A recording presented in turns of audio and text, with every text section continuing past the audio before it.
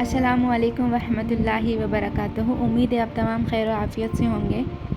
तो बहुत सारे लोगों की मुझे रिक्वेस्ट आ रही थी कि सीटेट एग्ज़ाम जो है बहुत जल्द होने वाला है, तो सीटेट के ताल्लुक़ से कोई सेशन लेकर आएँ। तो मैंने जो है प्लान किया है कि हम लोग सीटेट होने तक सीटेट के ही सेशंस लाएंगे और उसकी हम लोग प्रैक्टिस करेंगे, ठीक है ना। तो आज मैं लेकर आई हूँ ईवीएस जो है हमारे सीटेट पेपर 1 और पेपर 2 दोनों के लिए हेल्पफुल होगा, क्योंकि मैंने इसमें ऐसे टॉपिक्स ऐड किए हैं जो पेपर 2 साइंस वालों के लिए भी बहुत ज़्यादा हेल्पफुल होंगे। और साथ ही जो हमारे टीएस टेट और हमारा जो टीआरटी है उससे रिलेटेड सिमिलर टॉपिक्स हैं हमारे ईवीएस में, जो आपको ईवीएस के साथ, जो आपको सीटेट के साथ साथ हमारे टीएस टेट और टीआरटी में भी क्या है बहुत हेल्पफुल करेगा ये टॉपिक्स हमारे सीटेट से, जो मैं लेकर आ रही हूँ आज ईवीएस में। तो चलें हम लोग शुरू कर दें। इंशाअल्लाह 1, 2 या 3 दिन में हम लोग ईवीएस को कंप्लीट कर लेंगे, एक रिवीजन के तौर पर इसको लेके चलें आप लोग। तो हमारा जो पहला थीम है भाई, ठीक है ना, जो ईवीएस है वो थीम बेस्ड है सीटेट में। तो इसका जो पहला थीम है वो है हमारी फैमिली, ठीक है ना। तो पहला थीम है हमारे, अगर हम हमारे ईवीएस की बात करेंगे, टीएस टेट की या फिर एससीईआरटी की बात करेंगे हम लोग, वहाँ पर भी क्या है पहला थीम फैमिली ही है। ओके, तो देखिए भाई, अब यहाँ पे फैमिली का क्या मतलब है, एक थोड़ा सा शॉर्ट इंट्रोडक्शन दिया गया है कि group of people related by blood, जो लोग ब्लड रिलेटेड होते हैं हम उनको फैमिली कहेंगे। प्राइमरी इंस्टीट्यूशन ऑफ एजुकेशन, जो फैमिली है हमारी वो क्या है भाई, पहली दर्सगाह या फिर पहली इंस्टीट्यूशन होगा कोई भी ताल्लुक़ से, क्योंकि बच्चा जो होता है फैमिली में ही सोशलाइज्ड होता है। प्राइमरी सोशलाइजेशन एजेंट भी जो है हमारी फैमिली ही होगी, ठीक है। अगर हम देखेंगे तो बेसिक यूनिट ऑफ सोसाइटी, साथ ही साथ जो हमारी फैमिली होगी वो हमारे जो समाज है उसका क्या होगा भाई, एक बुनियादी इकाई होगी। क्योंकि जो समाज बनता है भाई, समाज एक किसी आदमी से नहीं बनता, ठीक है ना। समाज कोई एक फैमिली से नहीं बनता, कई सारी फैमिलीज़ जो मिलके हैं, कई सारी कम्युनिटीज़ मिलके क्या है समाज बनाती है। तो जो बेसिक यूनिट ऑफ सोसाइटी होगा वो भी हमारी फैमिली या फिर हमारा ख़ानदान ही होगा, ठीक है। चलें आगे देखते हैं हम लोग। तो यहाँ पे टाइप्स ऑफ फैमिली की बात की गई है कि कितनी तरह के फैमिली के टाइप्स होते हैं। अगर हम देखेंगे तो मेजरली क्या है, 2 टाइप की होती है फैमिली, एक होती है न्यूक्लियर फैमिली और दूसरी होती है एक्सटेंडेड फैमिली। अब न्यूक्लियर फैमिली किसे कहेंगे हम लोग, तो ऐसी फैमिली जिसमें सिर्फ़ और सिर्फ फैमिली होती है और उनके बच्चे होते हैं। भाई आप लोग यहाँ पे देख सकते हैं, ये क्या है भाई, माँ बाप होते हैं और उनके जितने भी बच्चे होते हैं, अगर वो एक साथ ज़िंदगी गुजार रहे हैं तो ऐसी फैमिली को हम लोग न्यूक्लियर फैमिली कहेंगे, ठीक है ना। इसके अलावा इसको कंजुगल फैमिली और एलिमेंट्री और ट्रेडिशनल फैमिली भी कहा जाता है। ये भी क्या है, न्यूक्लियर फैमिली के कुछ नेम्स हैं, ठीक है ना। कौन कौन से है, nuclear family, conjugal family, elementary family और ट्रेडिशनल फैमिली, ये तमाम जो है हमारे न्यूक्लियर फैमिली के ही नेम्स है। अगर हम नेक्स्ट फैमिली देखेंगे तो एक्सटेंडेड फैमिली भाई, या फिर जॉइंट फैमिली कहेंगे हम इसको। यहाँ पे आप लोग पिक्चर में देख सकते हैं, इसमें क्या होता है भाई, पेरेंट्स के साथ साथ बच्चों के साथ साथ उनके दादा दादी भी क्या है उनके साथ रहते हैं। तो ये हो गई हमारी जॉइंट फैमिली। अगर हम लोग एक्सटेंडेड फैमिली की बात करेंगे तो हमारे ग्रैंड पेरेंट्स होंगे, उसके अंदर आंटीज़ होंगे, अंकल्स होंगे, कज़िन्स होंगे, ये तमाम जो है एक साथ जब ज़िंदगी गुजार रहे हैं तो हम इसको क्या कहेंगे भाई, एक्सटेंडेड फैमिली कहेंगे, ठीक है ना। एक न्यूक्लियर फैमिली होती है, एक जॉइंट फैमिली होती है और एक एक्सटेंडेड फैमिली होती है, ठीक है। एक्सटेंडेड फैमिली क्या है भाई, जहाँ पर दादा दादी, माँ बाप, बच्चों के साथ साथ चाचा चाची, अंकल, उनके कज़िन्स, आपके कज़िन्स, ये तमाम लोग जब साथ जुड़े तो हम इसको कहेंगे एक्सटेंडेड फैमिली, ठीक है। जॉइंट फैमिली में क्या होता है, सिर्फ़ और सिर्फ दादा दादी और पेरेंट्स और उनके बच्चे साथ में रहते हैं। आई थिंक आपको ये क्लियर हो गया होगा। एक चीज़ इंपॉर्टेंट है यहाँ पर, क्योंकि जो हमारा सीटेट का पेपर होता है वो सिर्फ़ और सिर्फ बाइलिंगुअल होता है, यानी कि हिंदी में होता है या फिर इंग्लिश में होता है, वहाँ पे उर्दू में आपको नहीं मिलेगा। तो इसलिए जितने टर्म्स आप लोग याद करेंगे, मैं ज़्यादातर इंग्लिश का इस्तेमाल करूँगी, क्योंकि आपको क्या है भाई वहाँ पर इंग्लिश को फेस करना है जाकर, ठीक है ना। चलें आगे बढ़ते हैं हम लोग।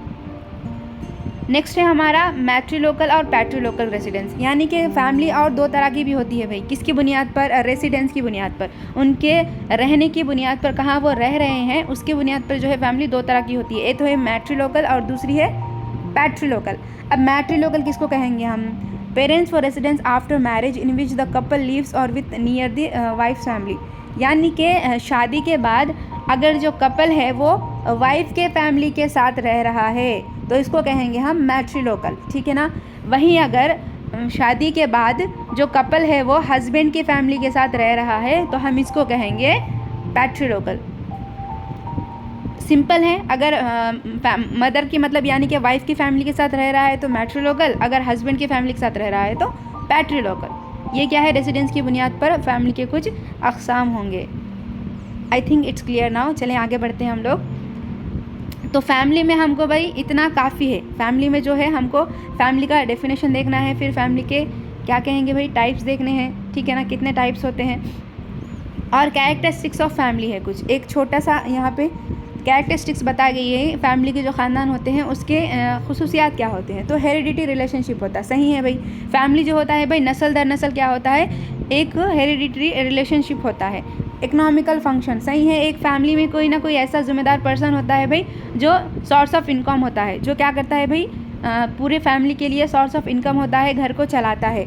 इसेंशियलिटी ऑफ मैरिज, यानी कि फैमिली बनने के लिए मैरिज का होना ज़रूरी है भाई। एक जब कपल जब मैरिज होगी उनकी, उसके बाद ही क्या है उसको हम फैमिली कहेंगे, ठीक है ना। उसके बाद उनके बच्चे होंगे तो यही फैमिली होगी। तो इसेंशियलिटी ऑफ मैरिज कंपलसरी है हमारे फैमिली में। उसके अलावा सोशल सिक्योरिटी, जो हमारी फैमिली होती है या फिर जो हमारा ख़ानदान होता है वो हमको क्या कराता, सोशल सामाजिक क्या है, हिफाजती क्या कहेंगे, एक हिफाजती रुकने के तौर पर काम करता है भाई। एक जो हमारी फैमिली होती है वो हमारे लिए रोटी, कपड़ा, मकान, शेल्टर देती है, हमारी हिफाजत करती है हमारी। तो वो क्या है भाई सोशल सिक्योरिटी हमको प्रोवाइड करती है ये फैमिली हमारी। ये कुछ कैरेक्टरिस्टिक्स है फैमिली के।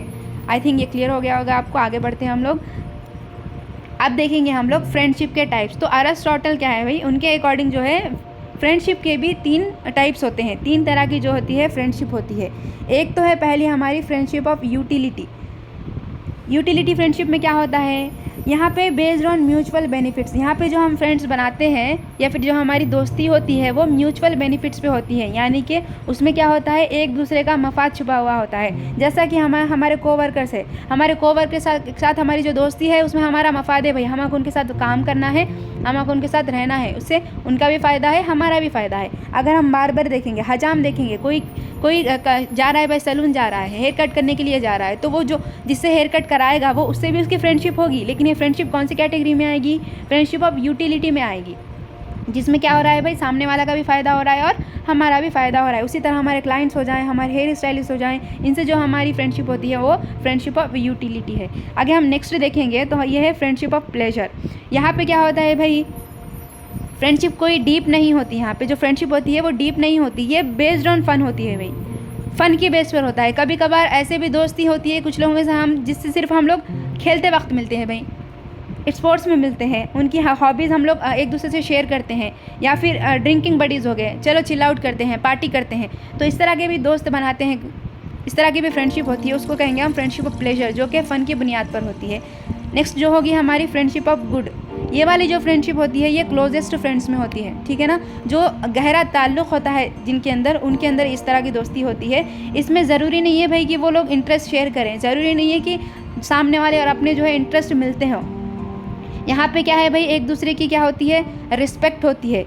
एक दूसरे का क्या है इसके अंदर क्या कहेंगे हम लोग, एक दूसरे की रिस्पेक्ट होती है, एक दूसरे के लिए क्या होती है मोहब्बत होती है। इसमें कोई मफाद छुपा हुआ नहीं होता है, ना ही इसके अंदर हम लोग फ़न के लिए करते हैं। तो ये तरह की जो होती है इसको हम लोग फ्रेंडशिप ऑफ गुड कहेंगे।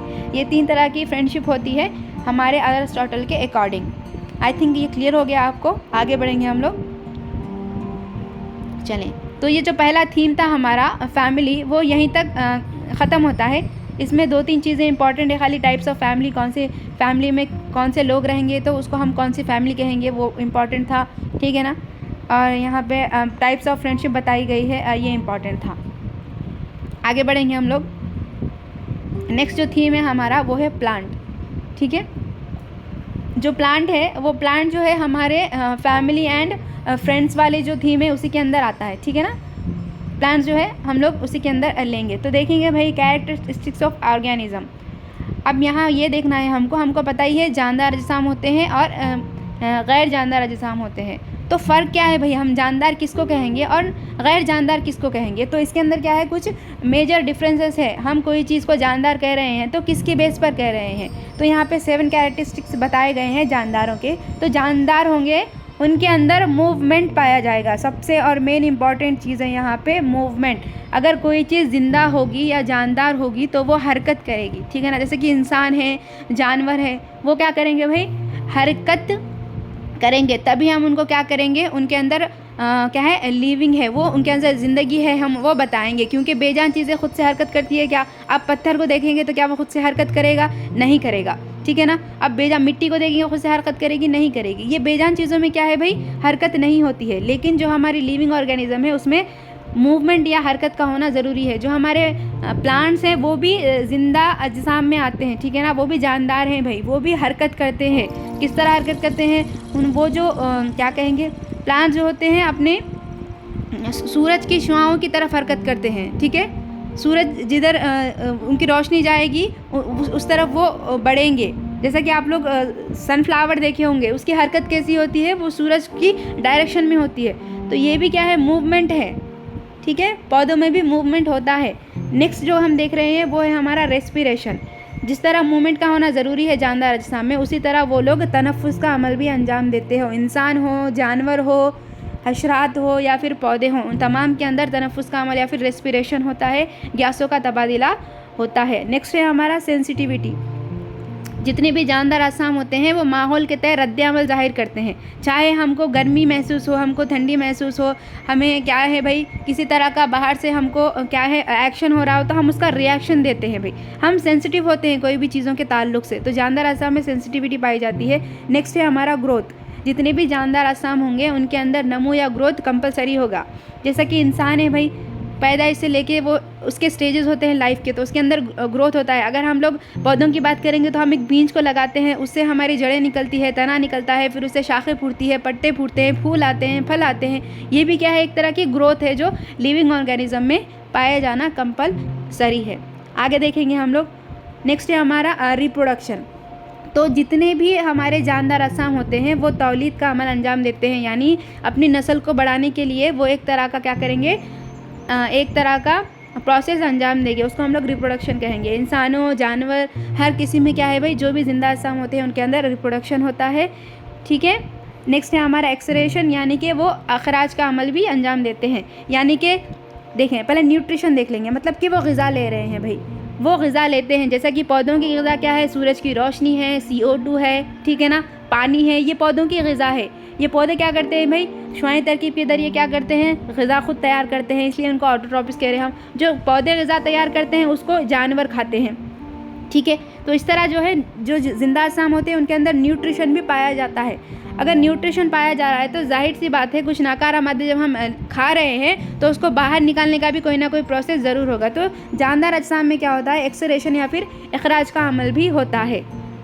ओके, अखराज का अमल भी होता है, चाहे पौधे हो, जानदार हो या फिर किसी में भी हो, अखराज का अमल भी क्या है, लिविंग ऑर्गेनिज्म में आता है। ये 7 कैरेक्टरिस्टिक्स या फिर 7 खुसूसियत थी जो कि हमारे जानदार अजसाम में पाई जाती है।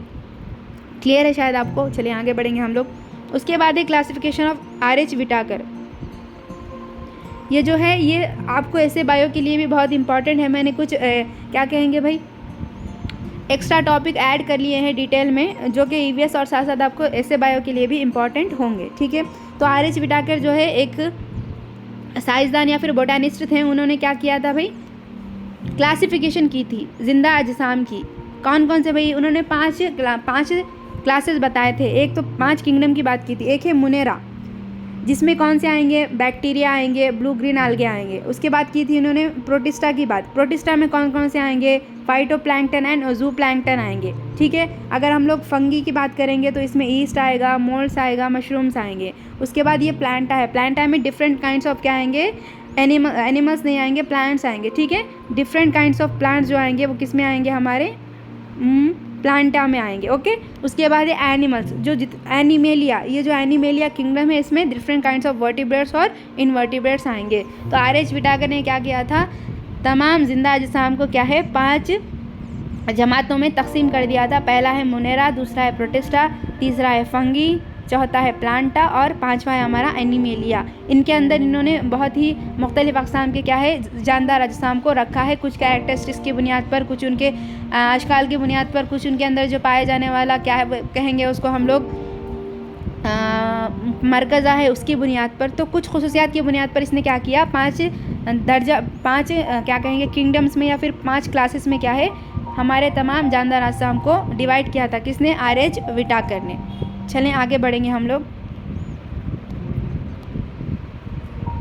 ये हैं, देखिए कौन कौन से जो है ये आर.एच. व्हिटाकर का जो है वही है। मुनेरा में कौन कौन से आएंगे, प्रोटिस्टा में कौन कौन से आएंगे, प्लांट्स में कौन से आएंगे, एनिमल्स में कौन से आएंगे, फंगी में कौन से आएंगे, ये बताया गया है हमारे आर.एच. व्हिटाकर ने। ठीक है, चलिए आगे बढ़ेंगे हम लोग। Parts of plant.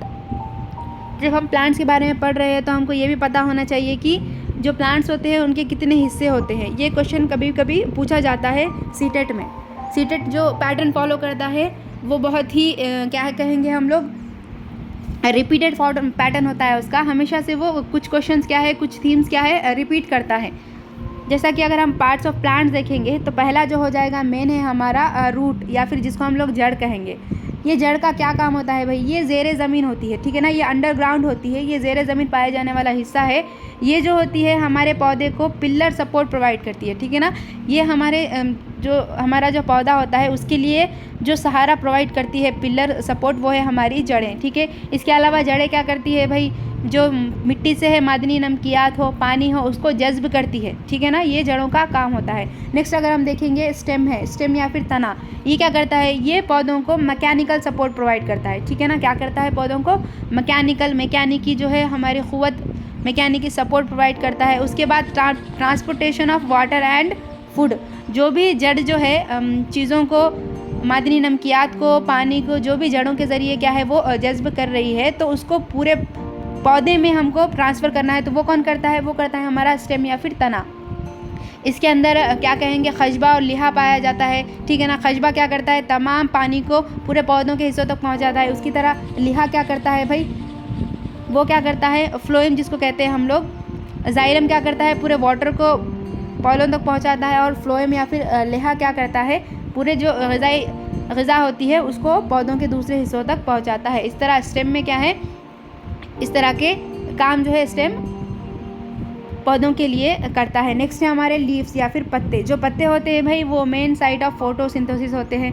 इंपॉर्टेंट है ये, क्योंकि जो शुआई तरकीब का अमल होता है वो पत्तों में ही अंजाम पाता है, क्योंकि पत्तों में क्या होता है, क्लोरोफिल होता है। क्लोरोफिल नामी क्या है, पिगमेंट पाया जाता है, जिससे क्या होता है भाई वहाँ पे फोटोसिंथेसिस का अमल अंजाम होता है, जहाँ पे फिर ग़िज़ा तैयार होती है। उसके बाद है फ्लावर।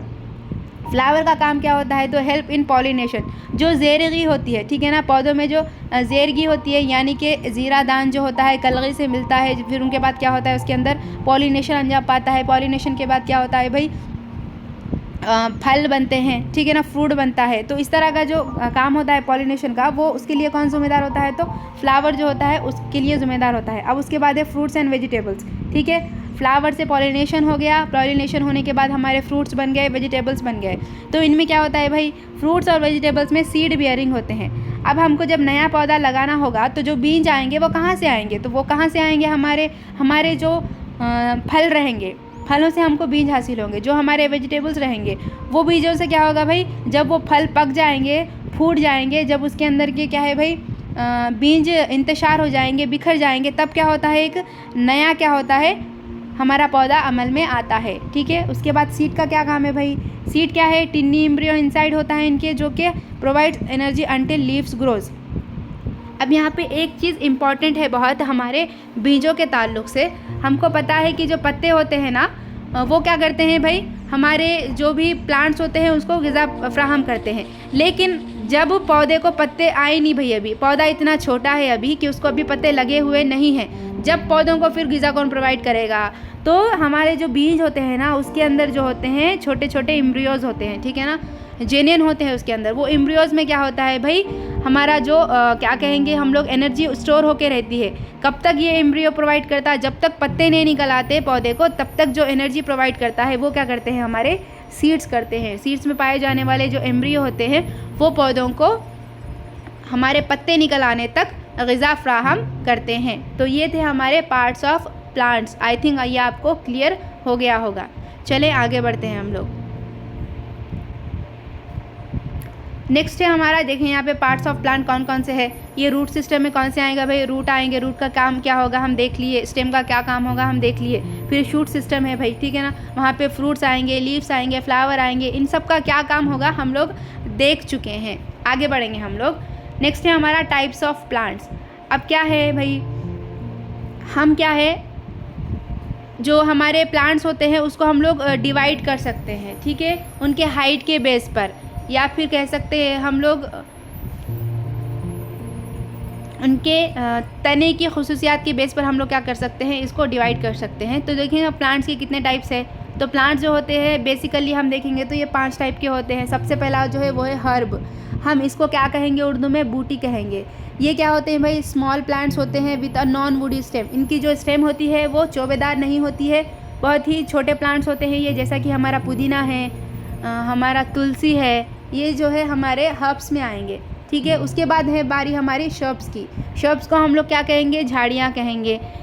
ये क्या है भाई, मीडियम साइज़ के होते हैं और बुशी प्लांट्स होते हैं, साथ ही साथ मल्टीपल वुडी स्टेम होते हैं। यानी कि जो ये हमारा शर्ब्स होते हैं या फिर हमारे जो झाड़ियाँ होते हैं ना, उसके तनों से शाखें निकल आती है। आप लोग देख सकते हैं गुलाब जो है एक शर्ब की एग्जाम्पल है। इसमें क्या है भाई, तने से बहुत सारी शाखें निकल आती है और साथ ही साथ क्या होते हैं, ये कांटेदार होते हैं, ठीक है ना, अक्सर ये कांटेदार होते हैं। हमारे गुड़हल है, हमारा मिर्च है, हमारी क्या कहेंगे रोज़ है या फिर गुलाब है, वो तमाम झाड़ियों में आएंगे। ओके,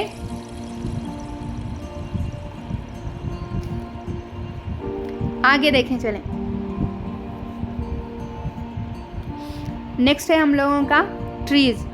अब ट्रीज़ क्या है भाई, तो ट्रीज़ हमको पता ही है, ये बड़े दरख्त होते हैं भाई, टॉल होते हैं, पेरिनियल होते हैं, कई साल तक ये क्या है भाई, इनकी दौरे हयात कई सालों तक होती है, और with a single woody stem. और क्या होता है, एक ही इनको तना होता है, ठीक है ना, इनका तना क्या होता है, एक ही होता है, और जो बहुत ही मजबूत होता है, चौबेदार होता है, जिससे हमको लकड़ी हासिल होती है, चौबीना हासिल होता है। ये है ट्रीज़, जैसा कि हमारा पीपल का ट्री है, नीम का ट्री है, बनियान ट्री है, ये तमाम की तमाम ट्रीज़ में आएंगे। उसके बाद होते हैं हमारे क्रीपर्स। क्रीपर्स को हम लोग क्या कहेंगे, रेंगने वाले जो होते हैं वो हमारे क्रीपर्स है। ये क्या होता है भाई, इनका जो तना होता है बहुत ही पतला होता है, वीक्ड होता है बहुत ही, ठीक है ना, और ये क्या करते हैं, ज़मीन की सतह से चिमटते हुए क्या करते हैं, फैल जाते हैं। ज़मीन की सतह से क्या है, ये चिमटते हुए फैलने वाले पौधे हैं, ठीक है।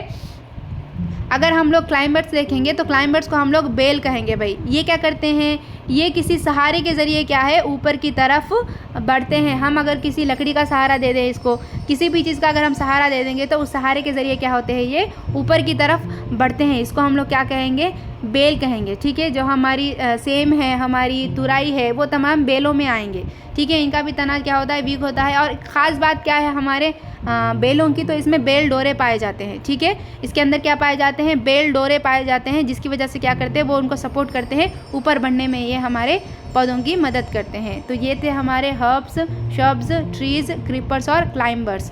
आई थिंक ये आपको क्लियर हो गया होगा। आगे बढ़ते हैं हम लोग।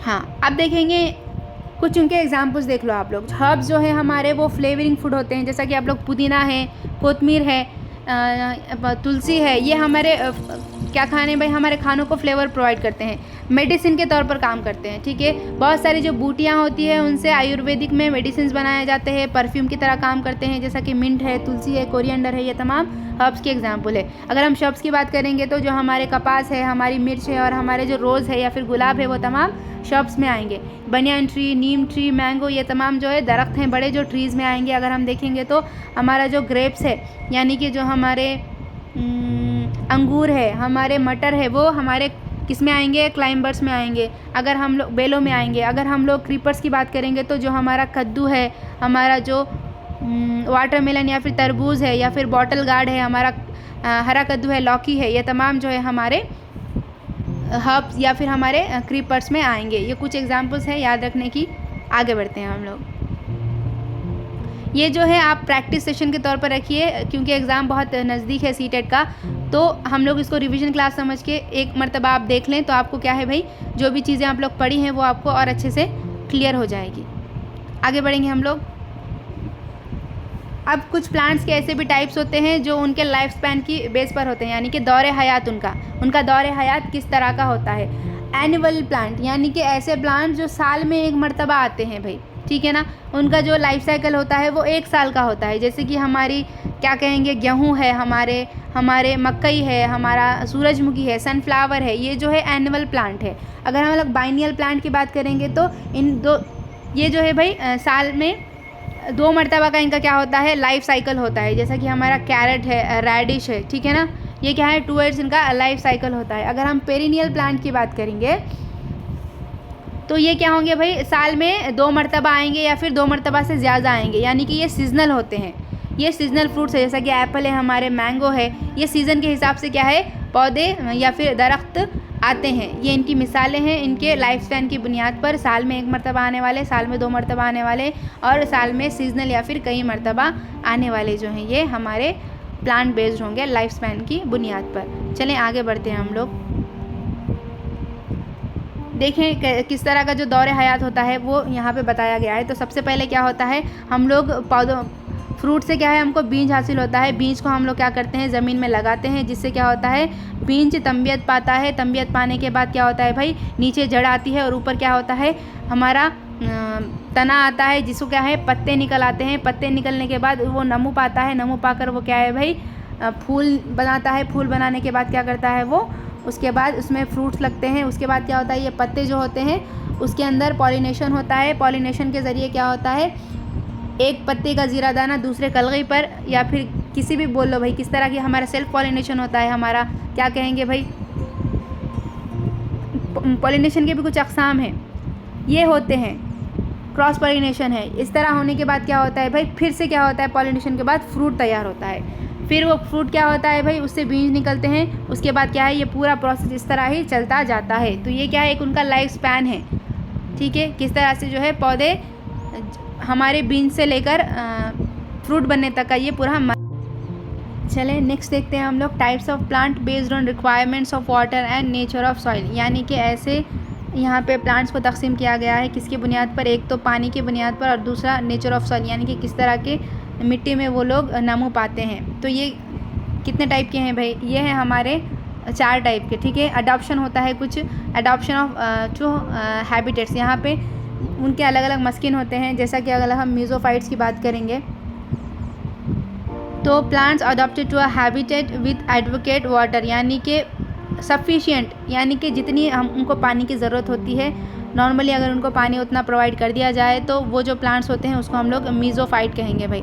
ना ही कम पानी की ज़रूरत होती है इनको, ना ही ज़्यादा पानी की ज़रूरत होती है। ये नॉर्मल एवरेज वाटर में क्या है पौधे ऐसे नमू पाते हैं, उसको हम लोग मीज़ोफाइट कहेंगे। अगर हम लोग ज़ीरोफाइट की बात करेंगे तो ये क्या है भाई, plants adopted to a dry habitat, ठीक है ना। जितने भी जो भी रेगिस्तानी इलाके हों या फिर खुश्क इलाके हों जहाँ पे पानी की किल्लत होती है, वैसे इलाक़ों में जो प्लांट्स पाए जाते हैं उसको हम लोग कहेंगे ज़ीरोफाइट्स, सहराई पौधे। इसकी एग्जांपल हमारे घी गवार है, नागफनी है, ठीक है ना। ये ड्राई हैबिटेट के क्या होते हैं भाई, आदि होते हैं, सिर्फ़ और सिर्फ ड्राई हैबिटेट में ही ये लोग क्या होते हैं नमू पाते हैं। नेक्स्ट है हमारा हैलोफाइट्स। ये ऐसे प्लांट्स होते हैं भाई जो adopted to a salty habitat, यानी कि जो नमकीन इलाके होते हैं, नमकीन पानी होता है, नमकीन मिट्टी होती है ना, सिर्फ वैसे जगहों पर ही क्या होते हैं ये हमारे हैलोफाइट्स जो हैं नमू पाते हैं। लास्ट है हमारा हाइड्रोफाइट्स। ये जो होते हैं भाई ये आबी पौधे कहेंगे हमको, ठीक है। इसको हम लोग कहेंगे फ्रेश वाटर हैबिटेट, यानी कि जो हमारा ताज़ा पानी होता है ना, ताज़ा पानी में जो पाए जाने वाले प्लांट्स हैं उसको हम लोग हाइड्रोफाइट्स कहेंगे या फिर आबी पौधे कहेंगे। जैसा कि पिस्तिया है, लिली है, ठीक है ना, हाइड्रिला है, ये जो है हमारे आबी पौधों की मिसालें हो जाएगी। ये कुछ हमारे प्लांट्स थे अडॉप्शन की बेस पर। आगे बढ़ेंगे हम लोग इंपॉर्टेंट सिग्निफिकेंट्स ऑफ प्लांट्स, ठीक है ना। तो आप देखो आप भैया प्लांट्स से हमको क्या क्या हासिल होता है, प्लांट्स की हमारी ज़िंदगी में रोल क्या है हमको ये बताना है। तो क्या है भाई, सबसे पहले तो हमारे प्लांट्स जो है जो हमारी हम जो ज़मीन पे इंसान ज़िंदगी गुजार रहे हैं वो गुजारने के लिए प्लांट्स का होना बेहद ज़रूरी है। क्यों? क्योंकि हमको सांस लेने के लिए पहली शर्त ज़िंदा रहने के लिए सांस लेना है, और सांस लेने के लिए हमको ऑक्सीजन की ज़रूरत होती है, और ऑक्सीजन जो है वो हमारे पौधे ही तैयार करते हैं। पौधे रहेंगे तो ये हमको ऑक्सीजन क्या है प्रोवाइड करेंगे। सबसे इम्पॉर्टेंट यही है, पौधों की पहली जो हमारी ज़िंदगी में अहमियत है वो ये है कि ये हमको ऑक्सीजन प्रोवाइड करते हैं, ठीक है। उसके बाद ये हमको फल देते हैं, हमको मेडिसिन देते हैं, और जो कार्बोहाइड्रेट्स होता है, जो CO2 जो हमारा कार्बन डाइऑक्साइड होता है CO2, उसको क्या है ये जज्ब करते हैं, ठीक है ना। उसके बाद कहेंगे भाई हमारे घरों को कूल रखते हैं, इससे हमको लकड़ी हासिल होती है। ऐसा देखा जाए तो बहुत सारे जो है हमारे पौधों के फ़ायदे होंगे, ठीक है ना।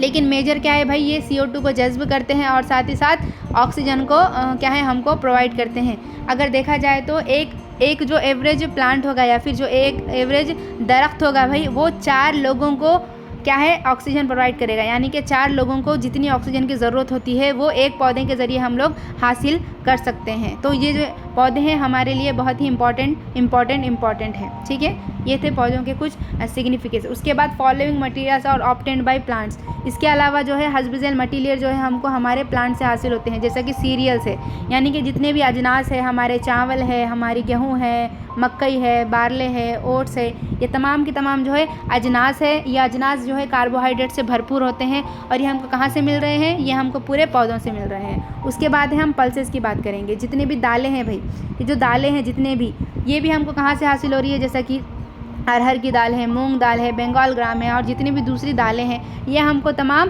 पौधों से ही हासिल हो रही हैं। और दालों में सबसे ज़्यादा क्या पाया जाता है, प्रोटीन पाया जाता है। नेक्स्ट है हमारे रूट्स।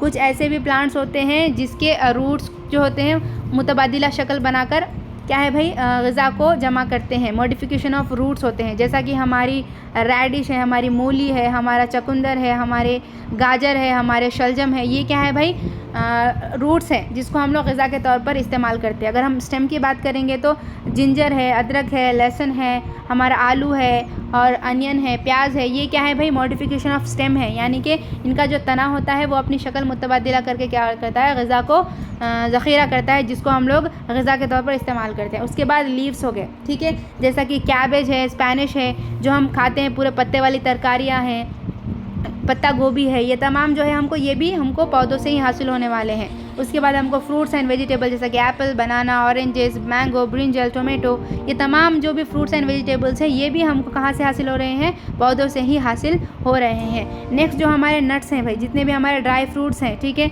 वो भी जैसा कि हमारे काजू है, बादाम है, वॉलनट है, क्या कहेंगे हम लोग इसको, अखरोट है, ठीक है, पीनट्स है, ये तमाम भी हमको हमारे पौधों के ज़रिए ही हासिल होने वाले हैं। उसके अलावा ऑयल्स है, जैसे कि हमको हमारी जो तेल है जो हम लोग खाने में इस्तेमाल करते हैं, ठीक है, बालों को लगाते हैं, जितने भी तरह के जो तेल है वो भी हमको पौधों से हासिल हो रहे हैं, जैसा कि सरसों का तेल हो गया हमारा, मूंगफली का तेल है हमारे, कोकोनट या फिर खोपरे का तेल है, सनफ्लावर ऑयल है, ये तमाम भी है जो हमको पौधों से ही हासिल होते हैं। क्लियर है आप लोगों को? चलें हम लोग आगे बढ़ते हैं। उसके अलावा मेडिसिनल वैल्यू के भी क्या होते हैं भाई, प्लांट्स होते हैं, जैसा कि तुलसी है, नीम है, गार्लिक है, एलोवेरा है, चिंचुना है, पॉपी सीड्स है, यानी कि हमारे क्या कहेंगे उसको हम लोग, खसखस है, ये तमाम जो है ये मेडिसिनल फूड की कैटेगरी में आते हैं। इससे हम लोग दवाई तैयार करते हैं, कोई बीमारियों के इलाज में हमारी क्या करते हैं, ये हमारी हेल्प करेंगे।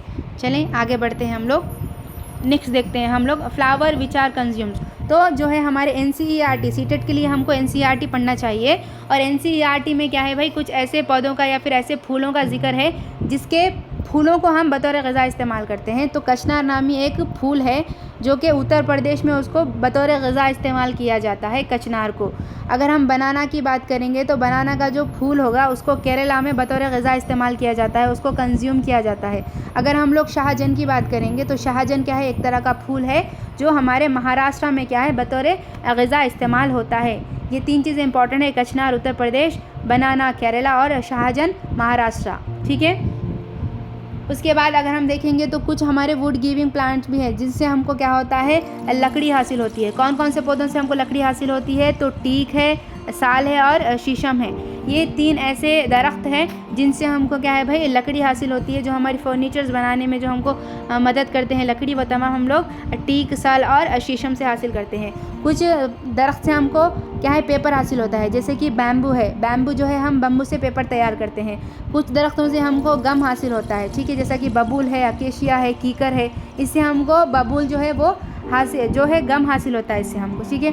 उसके बाद हम देखेंगे तो कुछ दरख्तों या पौधों से हमको फाइबर या फिर जिससे हम लोग कपड़े तैयार करते हैं वो भी हासिल होता है, जैसे कि जूट है, पटसन है, कॉटन है, कपास है, ये फाइबर भी हमको कहाँ से हासिल हो रहे हैं, तो ये भी हमको पौधे ही प्रोवाइड कर रहे हैं। उसके बाद जो है हमारे जो बेवरेजेज़ हैं, जो कि मशरूबात है, मशरूबात भी जैसे कि टी है, कॉफ़ी है, अल्कोहल है, ये भी हमको पौधे ही मुहैया कर रहे हैं, ठीक है। उसके बाद जो कुछ प्लांट्स ऐसे होते हैं जिसको हम लोग डाइज़ बनाने में, परफ्यूम बनाने में या फिर मसाले बनाने में, कलर्स बनाने में उसका हम लोग इस्तेमाल करते हैं। तो ये भी चीज़ें हमको कहाँ से हासिल हो रही है, प्लांट्स बेस्ड ही हमको हासिल हो रही है, ठीक है। इसके अलावा जो आगे बढ़ेंगे, यहाँ से हमारे मोस्ट इम्पॉर्टेंट प्लांट का जिक्र है जो कि बार बार क्वेश्चन पेपर में पूछे जाते हैं और हमारे एनसीईआरटी के टेक्स्ट बुक में दिया गया है। कुछ स्पेशल प्लांट्स होते हैं जिनकी कुछ अलग ही खुसूसियत होती है। जैसा कि हम लोग पहले देखेंगे तो सबसे पहला जो है निपेंथीस है। जो निपेंथीस है उसको हम लोग पिक्चर प्लांट कहेंगे, ठीक है। इसको हम लोग पिक्चर प्लांट के अलावा वीनस फ्लाई ट्रैप भी कहते हैं। इसका क्या मतलब है भाई, ये ऐसे पौधे होते हैं जो कि दूसरे जानवरों को, छोटे छोटे जो जानवर होते हैं, जो हशरात होते हैं, उसको बतौर ग़िज़ा इस्तेमाल करते हैं। जैसा कि ये क्या करते हैं, ये क्या करें, चूहों को खाते हैं, इंसेक्ट्स को खाते हैं और हमारे मेंढक को खाते हैं। तो ये पौधे क्या होते हैं, नेपेंथीस या फिर पिक्चर प्लांट क्या करते हैं, दूसरे जानवरों का शिकार करके खाते हैं। ये कहाँ पर पाए जाते हैं, इंपॉर्टेंट है, ये ऑस्ट्रेलिया में पाए जाते हैं, इंडोनेशिया में पाए जाते हैं और हमारे इंडिया में कहाँ पर, मेघालय जो है हमारा, वहाँ पर जो है हमको नेपेंथीस या फिर वीनस फ्लाई ट्रैप या फिर पिक्चर प्लांट जो है देखने मिलेंगे। ये क्यों करते हैं भाई, तो ये क्या करते हैं, अपनी नाइट्रोजन की ज़रूरियात को पूरा करने के लिए क्या करते हैं, दूसरे जानवरों को बतौर ग़िज़ा इस्तेमाल करते हैं। ओके, हाँ जी। तो देखें नेक्स्ट हमारा जो हो जाएगा प्लांट वो है हमारा खेजाड़ी ट्री। आई थिंक आप लोगों को अच्छे से नेपेंथीस समझ में आ गया होगा। चलिए नेक्स्ट देखते हैं हम लोग खेजाड़ी ट्री के बारे में। तो ये जो खेजाड़ी ट्री है ये कहाँ पर पाया जाता है, तो ये डेज़र्ट और ड्राई एरिया में, यानी कि रेगिस्तान के इलाके में और खुश्क जो इलाके होते हैं वहाँ पे पाया जाता है। जो खेजाड़ी ट्री है उसका जो चुबीना होता है या फिर उसका जो बार्क होता है उसको हम लोग मेडिटेशन के तौर पे क्या करते हैं, इस्तेमाल करते हैं, ठीक है। मेडिसिन के तौर पर क्या है, इसका इस्तेमाल किया जाता है। अद्वियात बनाने में जो है बार्क का इस्तेमाल किया जाता है खेजाड़ी ट्री का। इसके अलावा जो लोग होते हैं उसके फ्रूट्स एंड लीव्स यानी कि फल और पत्तों को भी क्या करते हैं, लोग ग़िज़ा के तौर पर इस्तेमाल करते हैं। जो खेजाड़ी ट्री है इसके बारे में क्या क्या इंपॉर्टेंट है, तो इसका जो ये जो होता है ये कहाँ पर पाया जाता है, डेजर्ट और एरिया में पाया जाता है, ड्राई एरिया में पाया जाता है। इसके बार्क को हम लोग मेडिसिन के तौर पर इस्तेमाल करते हैं और इसके जो पत्ते और फूल होते हैं लोग उसको ग़िज़ा के तौर पर इस्तेमाल करते हैं। और साथ ही साथ इसका जो प्लांट होता है ना वो इंसेक्ट्स के ज़रिए इन्फेक्टेड नहीं होता, यानी कि जो भी हशरात होते हैं उसकी जो लकड़ी बनती है खेजाड़ी ट्री से उसको इन्फेक्ट नहीं कर पाती है, ठीक है ना। ये खासियत है हमारे खेजाड़ी ट्री की, ठीक है। आगे बढ़ेंगे हम लोग, देखेंगे डेजर्ट ओक के बारे में। तो ये जो डेजर्ट ओक है ये कहाँ पर पाया जाता है, यही पूछा जाता है, क्वेश्चंस यहीं से बनते हैं। डेजर्ट ओक जो है कहाँ पर पाया जाता है या फिर स्टेटमेंट बेस्ड क्वेश्चंस बनते हैं। तो इसके बारे में जो भी छोटी मोटी डिटेल्स दी गई है तमाम की तमाम को याद रखना ज़रूरी है। ये कहाँ पर पाया जाता है डेजर्ट ओक, तो ये ऑस्ट्रेलिया में पाया जाता है। कहाँ तक टॉल है भाई ये, तो ये 12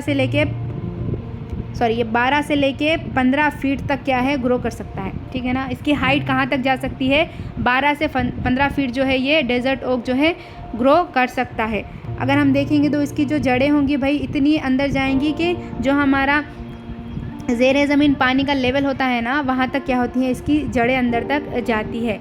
और इसके जो ट्रंक होता है यानी कि जो इसका तना होता है उसके अंदर पानी को ज़ख़ीरा करके रखने की क्या है, सलाहियत पाई जाती है, ठीक है ना। वो अपने क्या कहेंगे, अपने तने के अंदर क्या करता है, वो पानी को ज़ख़ीरा करता है। जो लोकल पीपल होते हैं भाई एक छोटा सा थिन पाइप डालकर क्या करते हैं, वो पानी को पी भी सकते हैं। जैसा हम स्ट्रॉ डालकर पानी पीते हैं ना, उसी तरह वहाँ पे एक थिन पाइप के ज़रिए क्या है, इसके कौन से डेजर्ट ओक के तने से क्या है भाई पानी लोग पीते हैं, लोकल लोग जो है पानी पीते हैं। इस तरह वो अपने तने के अंदर जो है पानी को जज्ब करके रखता है। ये था हमारा कौन सा ट्री, डेजर्ट ओक, जो कि कहाँ पाया जाता है, ऑस्ट्रेलिया में पाया जाता है। आगे बढ़ेंगे हम लोग क्रोटन प्लांट की तरफ। तो क्रोटन प्लांट के लिए क्या स्पेशलिटी है भाई, तो इसमें मल्टी कलर लीव्स पाए जाते हैं। जो क्रोटन प्लांट होता है, जो पौधा होता है इसका, उसके अंदर जो उसके पत्ते होते हैं वो रंगीन होते हैं, ठीक है ना। और इसकी जो रूट्स होती हैं वो limited to the surface land होती है, यानी कि जो इसकी जड़ें होती है वो ज़्यादा गहराई तक नहीं जाती बल्कि ऊपरी सतह में ही क्या होती है, लिमिटेड होती है। और जब भी पानी की कमी होती है उस जगह पर तो इसकी जो क्या कहेंगे पत्ते होते हैं वो येलो हो जाते हैं, ठीक है। क्योंकि ये जो जड़ें होती है वो ज़्यादा गहराई तक नहीं जाती है, सरफेस तक होती है। अगर जिस जगह ये उगाए गए हैं अगर वहाँ पे पानी की कमी हो रही है, डिफिशिएंसी ऑफ वाटर हो रहा है, तो इसके जो पत्ते होते हैं ये येलो कलर के हो जाते हैं, जिससे क्या होगा भाई, जिससे हमको वहाँ की अवेलेबिलिटी ऑफ वाटर क्या कहेगा, पता चलेगा। इसीलिए बहुत सारे जो किसान हैं वो क्या है, क्रोटन पौधों को उगाते हैं। किस लिए भाई, ताकि वो जो ज़मीन है वहाँ पे पानी की अवेलेबिलिटी मालूम करने के लिए क्या है, उसको दूसरे जो फसलें होती है, दूसरे जो क्रॉप्स होते हैं उसके साथ क्या है, उगाया जाता है। किसको, क्रोटन को, इम्पॉर्टेंट है। आगे बढ़ेंगे हम लोग। नेक्स्ट हमारा जो ट्री है वो है बनियान ट्री। इसके बारे में क्या खासियत है भाई, तो बनियान ट्री के फ्लावर और फ्रूट हम दोनों को भी क्या, बनाना ट्री की बात कर रहे हैं यहाँ पर। जो हमारे मौस का दरख्त है या फिर मौस का जो पौधा होगा उसके फ्लावर और फ्रूट दोनों को हम लोग खा सकते हैं। ठीक है, हम लोग देखे ऑलरेडी जो केरला होते हैं, केरला में जो लोग हैं बनाना के कहेंगे फूलों को खाते हैं, उसके अलावा इसके फ्रूट्स को भी खाते ही हैं। और इसकी जो पत्ते होती हैं भाई उसको घर की सजावट में हम लोग इस्तेमाल करते हैं, बनाना के पत्तों को। ठीक है ना, ये था हमारा प्लांट से रिलेटेड। सीटेट में प्लांट से अगर कोई क्वेश्चन बनेगा तो भाई इसी में से ही बनेगा। जो प्लांट्स के रिलेटेड जितने भी क्वेश्चंस बनते आए हैं अब तक प्रीवियस पेपर्स में, वो तमाम भी जो है इन्हीं टॉपिक से बनेगा। तो एक मरतबा अच्छे से क्या है, प्लांट्स में जितना भी पढ़ाया गया है उसको रिवाइज़ करिए। स्पेशली जो स्पेशल टाइप के प्लांट्स जो हम लोग पढ़े, नेपेंथिस के बारे में, डेजर्ट ओक, खेजाड़ी ट्री, ठीक है ना, क्रोटन प्लांट, इसके बारे में क्या है, रिपीटेड क्वेश्चंस पूछा जाता है, तो इसको अच्छे से आप लोग देख लें। ठीक है, आगे बढ़ेंगे हम लोग। नेक्स्ट जो हमारा सब टॉपिक है, अब होगा हमारा सब टॉपिक एनिमल। अब हम लोग एनिमल के बारे में देखेंगे। ठीक है, सबसे पहले जो जानवर है उससे रिलेटेड हमको देखना है क्लासिफिकेशन ऑफ एनिमल। सो क्या है भाई, animals are mostly multicellular organism present in kingdom Animalia और मेटाजुआ। जितने भी एनिमल्स होते हैं वो मल्टी सेलुलर होते हैं, यानी कि बहुत सारे खलियों से या फिर सेल से बने हुए होते हैं। और स्पेशली उनको कौन सी किंगडम में रखा गया है, तो एनिमेलिया या फिर मेटाजुआ, ये दो किंगडम से क्या है, एनिमल्स का ताल्लुक़ होता है। इसके अलावा वो वर्टिब्रल कॉलम, यानी कि जो रीढ़ की हड्डी है हमारी, उसकी बेस्ड पर क्या है, एनिमल को दो तरह में तकसीम किया गया है। एक है वर्टिब्रेट्स और दूसरे हैं नॉन वर्टिब्रेट्स, यानी कि ऐसे जानवर जो रीढ़ की हड्डी रखते हैं, ठीक है ना, फ़िक्री सुतून जो रखते हैं, उनको हम लोग वर्टिबल कहेंगे, जैसा कि मम्मल्स है, बर्ड्स है, फ़िश है, रेप्टाइल्स है, एम्फीबियंस है, ये तमाम जो है हम ये किसको कहेंगे, वर्टिब्रेट्स में आएंगे। और ऐसे जानवर जो रीढ़ की हड्डी या फिर फ़िक्री सुतून या फिर बैकबोन नहीं रखते हैं, उसको हम लोग कहेंगे नॉन वर्टिब्रेट्स। ये जितने भी हशरात हैं, क्रैब्स है, स्नेल है, स्टारफिश है, ये तमाम की तमाम जो है ये नॉन वर्टिब्रेट्स या फिर इनवर्टिब्रेट्स में आएंगे। क्लियर है, जो हमारी वर्टिब्रल कॉलम है उसकी बुनियाद पर वो मौजूद है या नहीं। दो तरह के होते हैं जानवर, एक है वर्टिब्रेट्स और दूसरे होते हैं नॉन वर्टिब्रेट्स। नेक्स्ट जो हमारे क्लासिफिकेशन है एनिमल्स की, वो बेस्ड ऑन बॉडी टेम्परेचर है। ठीक है, उनके बॉडी के टेम्परेचर की बुनियाद पर है। एक तो होते हैं हमारे वार्म ब्लडेड, यानी कि जिनका जो है खून गर्म होता है, जैसे कि जितने भी मम्मल्स होते हैं, हम इंसान हैं, मम्मल्स हैं, और जितने भी बर्ड्स होते हैं, जितने भी परिंदे हैं, ये तमाम का तमाम जो खून होता है ना, वो खून होता है वार्म ब्लडेड। ठीक है ना, गर्म खून के होते हैं ये जानवर। अगर हम लोग कोल्ड ब्लडेड एनिमल्स की बात करेंगे तो जितने भी रेप्टाइल्स होते हैं, रेंगने वाले जानवर हैं, जितने भी फिशेस है, जितने भी हमारे मछलियाँ हैं, जितने भी एम्फीबियंस है और जितने भी इंसेक्ट्स है, ये तमाम का जो खून होता है वो ठंडा खून होता है, सर्द खून होता है। ठीक है ना, क्वेश्चन बनता है यहाँ से कि वार्म ब्लडेड एनिमल्स कौन से हैं और कोल्ड ब्लडेड एनिमल्स कौन से हैं। तो आपको ये डिफरेंस पता होना चाहिए कि जो मम्मल्स और बर्ड्स है वो वार्म ब्लडेड है, और बाकी के जो रेप्टाइल्स है, फिशेस है, एम्फीबियंस है, इंसेक्ट्स है, ये कोल्ड ब्लडेड में आएंगे। ओके, नीचे वही है, वही कोल्ड ब्लडेड कौन कौन से है और वार्म ब्लडेड कौन कौन से है। उसके अलावा इनवर्टिब्रेट्स में कौन कौन आएंगे और वर्टिब्रेट्स में कौन कौन से आएंगे, यही नीचे दिया गया है। तो ये इनवर्टिब्रेट्स में जो है भाई कौन कौन से आएंगे, पोरीफेरा है, निडेरिया है, annelida, mollusca, platyhelminthes, arthropoda, echinodermata, crustacea, arachnids, insects और मैरियोपोडा। ये जो है हमारे एस्से बायो के लिए बहुत ही इंपॉर्टेंट है। ठीक है ना, मैं ऐड कर दी। इसमें जो टॉपिक्स है वो ना सिर्फ आपको ईवीएस बल्कि एस्से बायो के लिए भी बहुत ज़्यादा इंपॉर्टेंट है। ठीक है ना, ये पूरे जो है इनवर्टिब्रेट्स हैं। ठीक है, अगर हम वर्टिब्रेट देखेंगे तो इसमें 3 हैं भाई, कौन कौन से हैं, फिशेज़ है, रेप्टाइल्स है, एम्फीबियंस है, मम्मल्स है और बर्ड्स है। ये तमाम के तमाम जितने हैं ये पूरे इनवर्टिब्रेट्स है। इनवर्टिब्रेट्स फिर 2 कैटेगरी के होते हैं, एक होते हैं गर्म खून वाले जैसा कि मम्मल्स है और बर्ड्स है, और दूसरे होते हैं ठंडे खून वाले, फिशेज़, रेप्टाइल्स और amphibians. I think it's clear now, आप लोगों को ये समझ में आ गया होगा अच्छे से। चलें आगे बढ़ते हैं हम लोग। नेक्स्ट है जो हमारे एनिमल्स है, उसको हम लोग जिस तरह की वो ग़िज़ाई आदतें हैं उनकी, उसकी बुनियाद पर इनको 3 तरह में तकसीम किया गया है, ठीक है। एक है कार्निवोरस, ऐसे जानवर जो क्या है भाई दूसरे जानवरों को बतौर ग़िज़ा इस्तेमाल करते हैं या फिर गोश्त को बतौर ग़िज़ा इस्तेमाल करते हैं, सिर्फ़ और सिर्फ गोश्त ही खाते हैं, उसको हम लोग कार्निवोरस कहेंगे। इसकी एग्जांपल है जैसे कि लायन है, टाइगर है, शार्क है, वेल है, ईगल है, वल्चर है।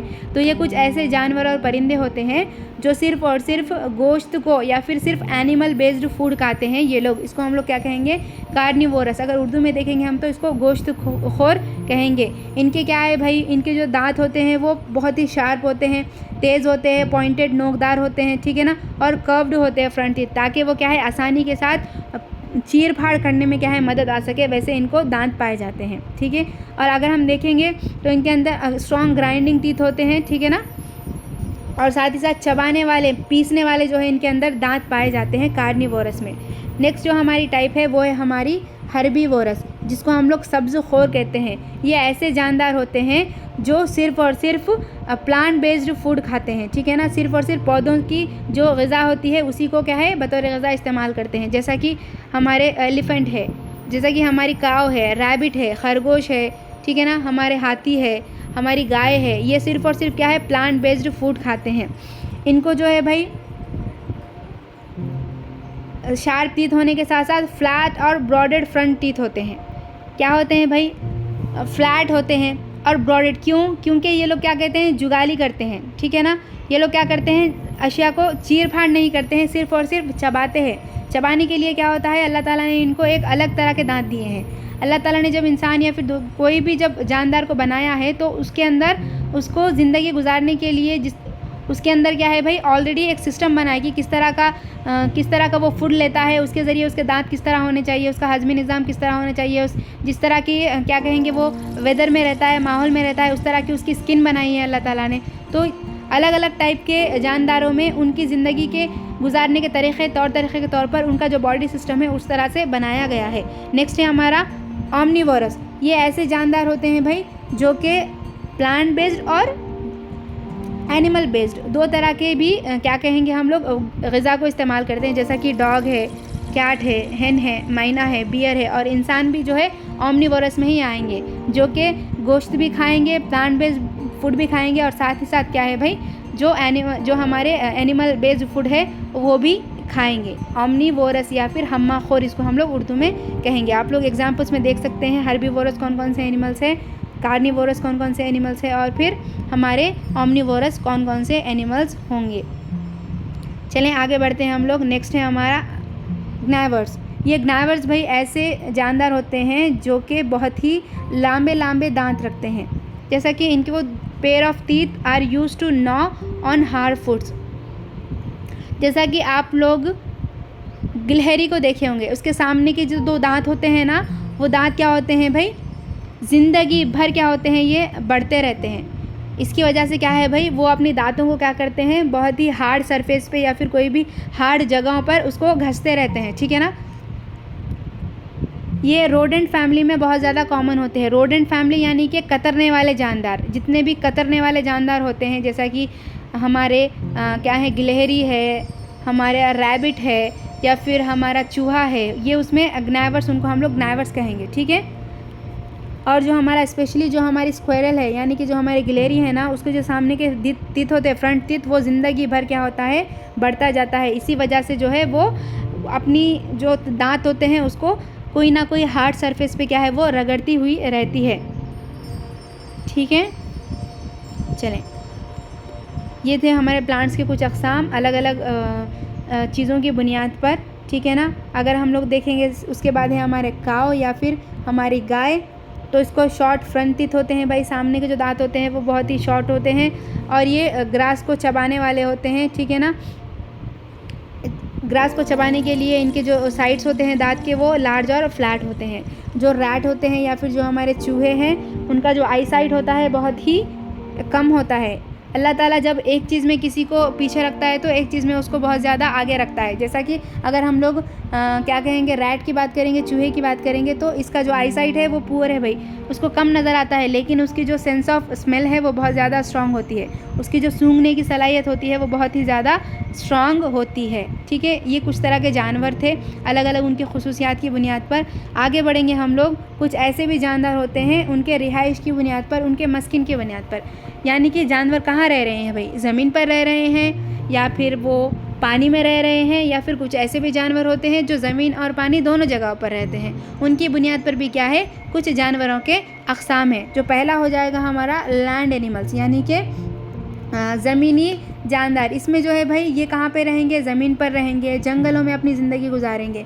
तो ये मम्मल्स है, बर्ड्स है, रेप्टाइल्स है, ये जो भी किंगडम्स है ये तमाम के तमाम जो है भाई ज़मीन पर रहने वाले या फिर जंगलों में ज़िंदगी गुजारने वाले हैं।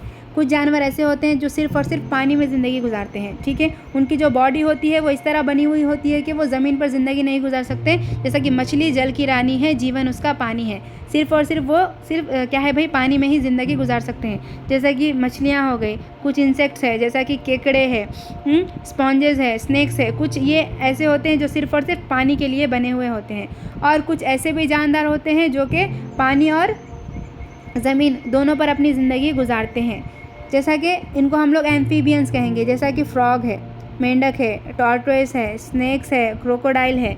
तो कुछ ऐसे भी जानदार हैं जो कि पानी में भी ज़िंदा रह सकते हैं और ज़मीन पे भी ज़िंदा रह सकते हैं। उनके अंदर अल्लाह ताला ने इस तरह का सपोर्ट सिस्टम बनाया है कि वो पानी में भी ज़िंदगी गुजार सकते हैं और ज़मीन पर भी ज़िंदगी गुजार सकते हैं। ठीक है, ये थे कुछ एनिमल्स, उनके हैबिटेट की बुनियाद पर, उनके मस्किन की बुनियाद पर, उनके जहाँ पर ज़िंदगी गुजारते हैं उन्होंने उसकी बुनियाद पर।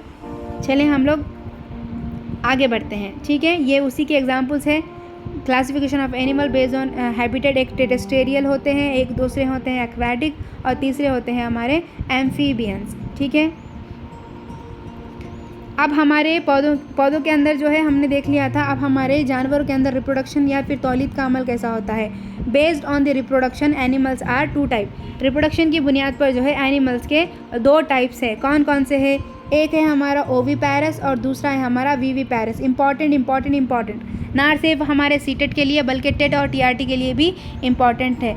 ऐसे जानवर जो अंडे देते हैं उनको हम लोग क्या कहेंगे, ओवीपैरस या फिर बैजा कहेंगे। ठीक है, उनको ओवीपैरस कहा जाता है जो अंडे देते हैं। जैसा कि हमारी मछलियाँ हैं, एम्फीबियंस है, रेप्टाइल्स है, बर्ड्स है, ये जितने भी हैं ये अंडे देने वाले जानदार होंगे।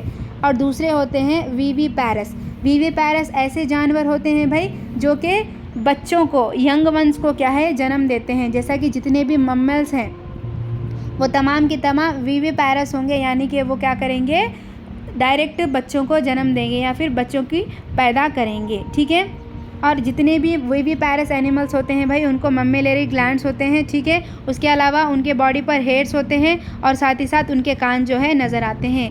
ये स्टेटमेंट बेस्ड क्वेश्चन सीटेट में बहुत मर्तबा पूछा जाता है कि ऐसे जानवर जिनके कान नज़र आते हैं और जिनके बॉडी पर हेयर्स होते हैं उनको हम लोग क्या कहेंगे, तो वो होंगे हमारे विविपैरस। और ऐसे जानदार जिसके बॉडी पर बाल नज़र नहीं आते हैं और साथ ही साथ उनके कान भी है, वो बाहरी तौर पर नज़र नहीं आते हैं, वो कौन रहेंगे, वो रहेंगे हमारे ओवीपैरस।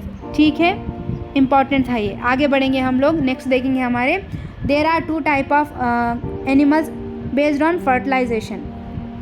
अब उनमें बारवरी जो हो रही है किस तरह से हो रही है उसकी बुनियाद पर भी क्या है, दो तरह के एनिमल्स होते हैं या फिर जानवर होते हैं। एक तो होता है एक्सटर्नल फर्टिलाइजेशन वाले और दूसरे होता है हमारे इंटरनल फर्टिलाइजेशन वाले। यानी कि अगर जो बारवरी का अमल है वो अगर बॉडी के बाहर हो रहा है, ठीक है, जो हम कहेंगे भाई, जो हमारे क्या कहेंगे, फीमेल और मेल के जो जवाजे हैं भाई, जैसा कि स्पर्म और फिर एग्स है, अगर उसका जो क्या कहेंगे फर्टिलाइजेशन है अगर वो बॉडी के बाहर हो रहा है तो उसको हम लोग एक्सटर्नल फर्टिलाइजेशन या फिर बैरूनी बारवरी कहेंगे। जैसा कि मछलियाँ हैं और हमारे फ्रॉग है, मेंढक है, इनके अंदर कौन सा बारवरी होती है, तो बैरूनी बारवरी होती है। ठीक है ना, जिसमें के बाहर क्या होता है, फर्टिलाइजेशन अमल में आता है। कुछ ऐसे जानदार होते हैं जिनके बॉडी के अंदर जो होते हैं फर्टिलाइजेशन होता है, जैसे कि जितने भी रेप्टाइल्स है, मम्मल्स है, बर्ड्स है, ठीक है ना, ये तमाम के अंदर जो होता है इंटरनल फर्टिलाइजेशन होता है। यानी कि जो बारवरी का अमल होता है वो जिस्म के अंदर होता है। ठीक है, क्लियर है? आगे बढ़ेंगे हम लोग। चलें, आई थिंक ये आपको क्लियर हो गया इंपॉर्टेंट है बहुत सारे, ये जितना भी मैंने ऐड किया है ये तमाम की तमाम जो है सीटेट में यहाँ से क्वेश्चंस बनते हैं वही ऐड किया है मैंने। आगे बढ़ेंगे हम लोग। Breathing in animals. अब हम देखेंगे कि जो जानदार अजसाम है या फिर जो जानवर हैं स्पेशली, उनके अंदर ब्रीदिंग या फिर सांस लेने का अमल कैसे होता है। तो एनिमल्स को जो है भाई ऑक्सीजन की ज़रूरत होती है और उनको ज़िंदा रहने के लिए एनर्जी की ज़रूरत होती है। तो जो वो ऑक्सीजन लेते हैं तो कौन से जो जानदार है कौन से अज़ा के ज़रिए जो है तनफ़ुस का अमल अंजाम देते हैं, हमको वो देखेंगे हम लोग। तो जो टेरेस्टेरियल मम्मल्स होते हैं, बर्ड्स होते हैं, रेप्टाइल्स होते हैं, यानी कि जो लोग ज़मीन पर ज़िंदगी गुजारते हैं, उनके अंदर लंग्स या फिर फेफड़े पाए जाते हैं हमारे ब्रीदिंग के लिए। तनफ़ुस के अमल के लिए क्या है भाई, ज़मीन पर पाए जाने वाले जानवरों में फेफड़े पाए जाते हैं जिससे वो तनफ़ुस का अमल अंजाम देते हैं। फिशेज़ और एम्फीबियंस जो होते हैं, ये जो होते हैं इनके अंदर गलफड़े या फिर गिल्स पाए जाते हैं, जैसा कि हमारे मछलियाँ हैं। ठीक है, मछलियों में या फिर मेंढक में जो है गिल्स या फिर गलफड़े पाए जाते हैं जो कि उनको तनफ़ुस के अमल में मदद करते हैं। अगर हम हमारे अर्थवर्म या फिर हमारे केचवे की बात करेंगे तो केचवे की जो मॉइस्ट स्किन होती है, यानी कि जो उसकी क्या कहेंगे हम, जिल्द होती है, वो बहुत ही चिपचिपी होती है, मॉइस्ट होती है, जिसके ज़रिए क्या होता है, गैसों का तबादला होता है और वो अपना तनफ़ुस अंजाम देता है। ये था हमारा ब्रीदिंग इन एनिमल्स। नेक्स्ट आगे बढ़ते हैं हम लोग। लोकोमोशन इन एनिमल, यानी कि जो एनिमल्स हैं उनके अंदर हरकत या फिर एक जगह से दूसरी जगह जो नक़ल मकान करते हैं उन्होंने, वो किसके ज़रिए करते हैं। तो भाई अलग अलग आज़ा पाए जाते हैं अलग अलग जानवरों में नक़ल मकान के लिए। अगर हम लोग देखेंगे तो मम्मल्स के अंदर क्या पाए जाते हैं, लेग्स पाए जाते हैं। तो जितने भी पिस्तानिये होते हैं, जैसा कि हम लोग देखें, हम लोग इंसानों की बात कर लें तो जितने भी मम्मल्स होते हैं उनके अंदर पैर पाए जाते हैं लोकोमोशन के लिए, हरकत करने के लिए। जितने भी फिशेस होते हैं उनके अंदर फिन्स पाए जाते हैं भाई, ठीक है ना। जो मछलियाँ होती हैं उनके अंदर फिन्स पाए जाते हैं। जितने भी बर्ड्स हैं, जितने भी परिंदे होते हैं उनके अंदर क्या है भाई, पर पाए जाते हैं। उड़ने के लिए उनके अंदर क्या पाए जाते हैं, पर पाए जाते हैं। और जितने भी रेप्टाइल्स होते हैं उनको पैर भी होते हैं और साथ ही साथ क्या है भाई, वो अपने बॉडी के ज़रिए क्या होते हैं, ज़मीन पर रेंगते हैं। ठीक है। और अगर हम हमारे फ्रॉग की बात करेंगे, मेंढक की बात करेंगे, तो इसके जो पैर होते हैं भाई वो जालदार होते हैं। ठीक है ना, जालदार पैर के ज़रिए क्या है, वो एक जगह से दूसरी जगह मूवमेंट करती है। अगर हम पेंगुइन की बात करेंगे, पेंगुइन जो है अंटार्कटिका यानी कि जो बर्फीले इलाके होते हैं वहाँ पे पाए जाने वाला एक जानवर है। ठीक है ना, उसके अंदर फ्लिपर्स पाए जाते हैं भाई। उसके जो पैर होते हैं ना बहुत ही फ्लिपर्स के जैसे होते हैं, चौड़े होते हैं, जो उसको हरकत में मदद करते हैं। और जो हमारे हशरात होते हैं, हमारे जो इंसेक्ट्स होते हैं, उनके अंदर लेग्स पाए जाते हैं। ठीक है, लेग्स यानी कि जो हमारे हशरात होते हैं उनके अंदर 6 जो है पैर पाए जाते हैं। ठीक है, 6 पैर पाए जाते हैं हमारे नॉर्मल हशरात के अंदर। ये कुछ चीज़ें थी एनिमल से रिलेटेड। आगे बढ़ेंगे हम लोग। यहाँ से जो है मोस्ट इम्पॉर्टेंट टॉपिक शुरू हो रहा है हमारे सीटेट के लिए एनिमल्स का। तो यहाँ पे specific features of specific class of animals, यानी कि कौन से जानवरों में कौन से स्पेशल फीचर्स पाए जाते हैं, हमको वो देखना है। तो सबसे पहले हम लोग देखेंगे मछलियों के बारे में। तो मछलियों के अंदर क्या खुसूसियात स्पेशल है वो देखेंगे हम लोग। तो इनकी जो बॉडी होती है भाई वो स्केल से बनी हुई होती है। जो इनकी बॉडी होते हैं ना, इनके ऊपर पूरे स्केल्स पाए जाते हैं और इनके कान नज़र नहीं आते हैं, इनविजिबल ईयर्स होते हैं भाई। उसके अलावा इनका जो दिल होता है वो 2 चैम्बर्ड होता है। ये इंपॉर्टेंट है, याद रखने की चीज़ है हमको। जितने भी मछलियाँ होंगे उनके अंदर 2 खानवी दिल पाया जाएगा। हम इंसान की बात करेंगे तो इंसानों में 4 खानवी दिल होता है, उसी तरह मछलियों में सिर्फ 2 खानवी दिल होगा। उसके अलावा जितने भी मछलियाँ होंगे वो ओवीपैरस होंगे। जितने भी मछलियाँ होंगे वो अंडे देंगे, ओवीपैरस होंगे। ये कुछ चीज़ें थी हमारे मछलियों के ताल्लुक़ से। ठीक है, और इनके अंदर क्या पाया जाएगा, एक्सटर्नल फर्टिलाइजेशन पाया जाता है। मछलियों के अंदर क्या होता है भाई, बैरूनी बारवरी पाई जाती है।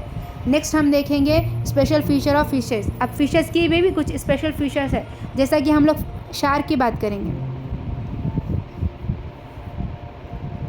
जो शार्क होता है ना, उसके अंदर स्ट्रॉन्गेस्ट सेंस ऑफ स्मेल होता है।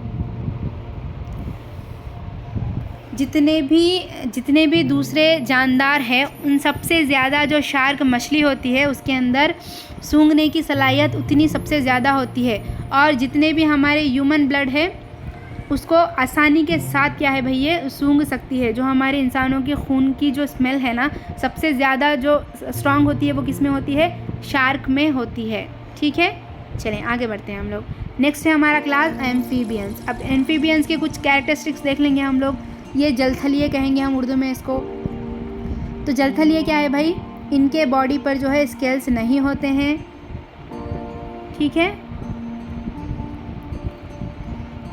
और इनको क्या है भाई? इनविजिबल ईयर होते हैं। इनके भी कान जो है नज़र नहीं आते हैं। इनके अंदर 3 खानवी दिल पाया जाता है। ठीक है, मछलियों के अंदर 2 खानवी दिल है और हमारे एम्फीबियंस के अंदर क्या है भाई? 3 खानवी दिल है। जो एम्फीबियंस होते हैं वो ऐसे जानवर होते हैं जो पानी और ज़मीन दोनों पर ज़िंदगी गुजारते हैं। इसके लिए उनके अंदर क्या है भाई? लंग्स भी पाए जाते हैं और गिल्स भी पाए जाते हैं। जो गिल्स होते हैं वो उनको पानी में तनफ़ुस के लिए मदद करते हैं, और जो फेफड़े होते हैं या लंग्स होते हैं वो उनको बाहर जो है ज़मीन पर जो है तनफ़ुस के लिए मदद करते हैं। और इनके अंदर भी एक्सटर्नल फर्टिलाइजेशन होता है, और साथ ही साथ ये भी ओविपैरस है, यानी कि ये भी अंडे देते हैं, जैसा कि फ्रॉग हो गया, टैडपोल हो गया और क्रोकोडाइल हो गया। चलिए हम लोग आगे बढ़ते हैं। एक और चीज़ यहाँ पे इम्पॉर्टेंट है याद रखने की है, तमाम एम्फीबियंस जो है 3 खानवी दिल रखते हैं सिवाय हमारे क्रोकोडाइल के। यानी कि जो हमारा मगरमच्छ है ना, उसके अंदर 4 खानवी दिल पाया जाता है इंसानों की तरह, लेकिन बाकी के तमाम जो एम्फीबियंस है उसमें 3 खानवी दिल होता है। यहाँ पे एक एक्सेप्शंस है, सिवाय क्रोकोडाइल के, मगरमच्छ के। मगरमच्छ में जो है वो 4 खानवी दिल होता है।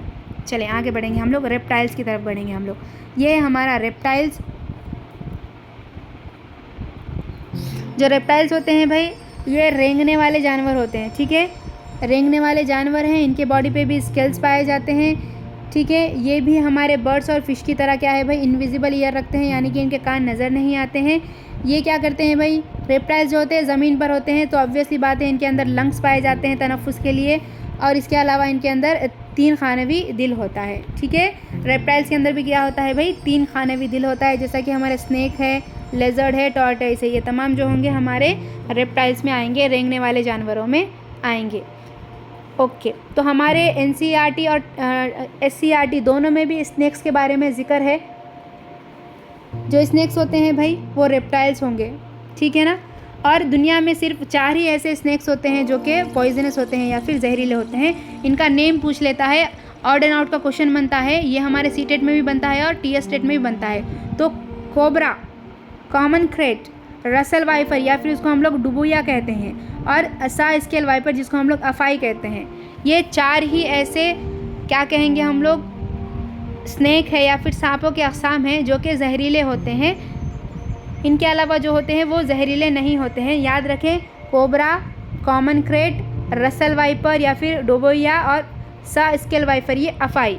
ठीक है, अगर हम लोग स्नेक्स की बात करेंगे तो भाई ये डेफ होंगे। ठीक है ना, जो हमारे स्नेक्स होते हैं ये डेफ होते हैं, यानी कि ये बहरे होते हैं। स्नेक्स को कान नहीं होते हैं, उनको सुनाई नहीं देता है। ठीक है ना, वो सुनते कैसा है फिर? वो वाइब्रेशन के ज़रिए सुनते हैं, यानी कि जो भी सतह ज़मीन पे हरकत हो रही है वो वाइब्रेशन उसके जिल्द के ज़रिए उसको फील होता है। उससे क्या होता है भाई? वो सामने वाले की चीज़ों को समझता है। ठीक है ना, उसके अलावा स्नेक्स के अंदर 2 दांत होते हैं भाई, जिसको हम लोग फंक्स कहते हैं। ठीक है, इंपॉर्टेंट है ये।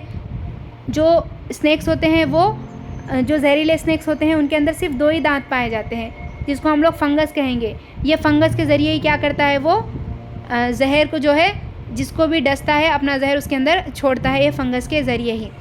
ठीक है ना, और जो इसके जहर है भाई, ठीक है ना, जो एंटीडोट है भाई, जो स्नेक्स काटने पर जो एंटीडोट बनाया जाता है वो स्नेक्स के जहर से ही बनाया जाता है। ये बात याद रखने की है।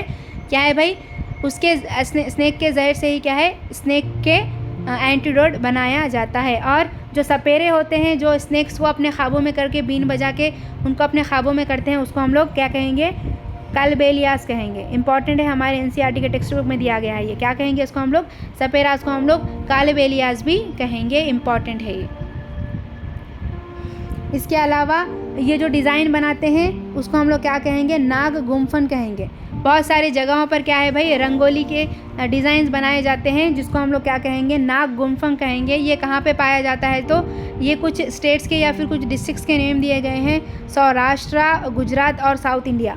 यहाँ पर क्या है भाई, नाग गुम्फन बनाया जाता है, यानी कि वो जो रंगोली करते हैं उसके अंदर नाग का पैटर्न बनाते हैं वो, जिसको नाग गुम्फन कहेंगे। ठीक है, ये जो है हमारे इंडियन किंग कोबरा, जिसको हम लोग नाजा नाजा कहेंगे, Sai scaled viper, common crate और रसल वाइपर, ये 4 ही है जो जहरीले सांपों की मिसालें हैं। चलें आगे बढ़ेंगे हम लोग। नेक्स्ट है हमारे इंसेक्ट्स। अब इंसेक्ट्स के बारे में कुछ खुसूसियात देख लेते हैं हम लोग, क्या स्पेशल कैरेक्टरिस्टिक्स जो है हमारे हशरात में पाए जाते हैं।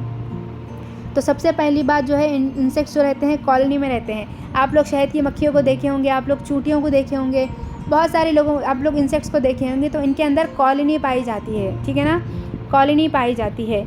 और ये क्या करते हैं भाई, they recognize their fellow mates through their smell और by specific type of secretion by pheromones. ये एक तरह की अशिया का क्या कहे, एक तरह के मादे का ये लोग अखराज करते हैं, जिसके ज़रिए वो अपनी फेलो मेट्स या फिर अपने साथी का क्या है पहचान करते हैं, उसको पहचानते हैं, या फिर उनकी स्मेल से भी क्या है, अपने साथी के स्मेल से भी क्या है वो अपने साथियों को पहचानते हैं। ठीक है, जैसा कि हमारे एंड्स है, बीज है, सिल्क वॉर्म है, ये तमाम के तमाम इंसेक्ट्स में आएंगे। जो हमारी चूंटियाँ होगी वो कई के ज़रिए सिग्नल देगी भाई, तो इनके अंदर जो है 2 मुहास या फिर एंटीना पाए जाते हैं, उसके ज़रिए क्या है वो सिग्नल्स देती हैं। ठीक है, और जो हमारी स्पाइडर है भाई, ये ऐसी हशरात है जो सिंगल ज़िंदगी गुजारती है।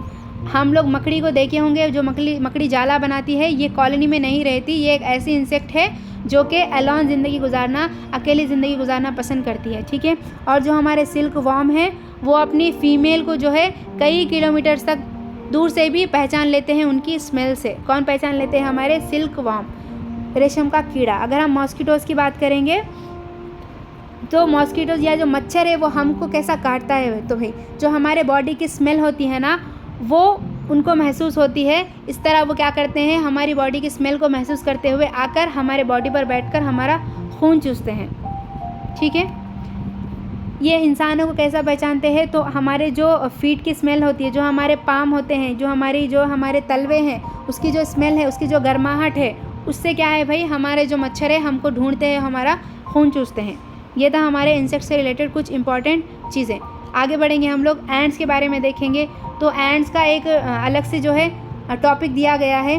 तो एंड्स के बारे में स्पेशल क्या है भाई, तो इनके अंदर कुछ क्या है टाइप्स होते हैं, यानी कि एंड्स में भी कुछ काम करने वाली चूंटियाँ होती हैं, कुछ क्वीन चूंटियाँ होती है, कुछ डॉन्स होते हैं, कुछ वर्कर्स होते हैं, तो हम उनके बारे में देखेंगे। तो जो क्वीन होती है, ये लोग क्या करते हैं, कॉलोनी में ज़िंदगी गुजारते हैं। तो इनमें एक रानी होती है, रानी का काम क्या होता है, सिर्फ अंडे देना जो होता है हमारे उनके रानी का काम होता है। और जो वर्कर्स होते हैं भाई, उन्होंने क्या करते हैं, वो ग़िज़ा की तलाश करते हैं, दूसरे जो भी एंड्स होते हैं उनकी हिफाजत करते हैं। और जो हमारे मेल्स होते हैं उनका कोई बिग रोल नहीं होता है एंड्स की कॉलोनी में। ठीक है, as the ants move they leave smell on the ground, other animals और other ants follow the smell find the way। तो यहाँ पे ये बताया जा रहा है कि जो हमारी चूंटियाँ होती है वो जब रेंगती है एक जगह से दूसरी जगह, तो क्या करती हैं भाई, एक तरह की स्मेल का अखराज करती हैं, जिससे जो दूसरे फेलो एंट्स होते हैं वो उनको ढूंढते हैं। ओके, ये था हमारे एंट से रिलेटेड। अब देखेंगे हम बी कीपिंग के बारे में। तो कुछ ऐसे लेसन है जहाँ पे शहद की मक्खियों को किस तरह पाला जाता है उसका जिक्र किया गया है।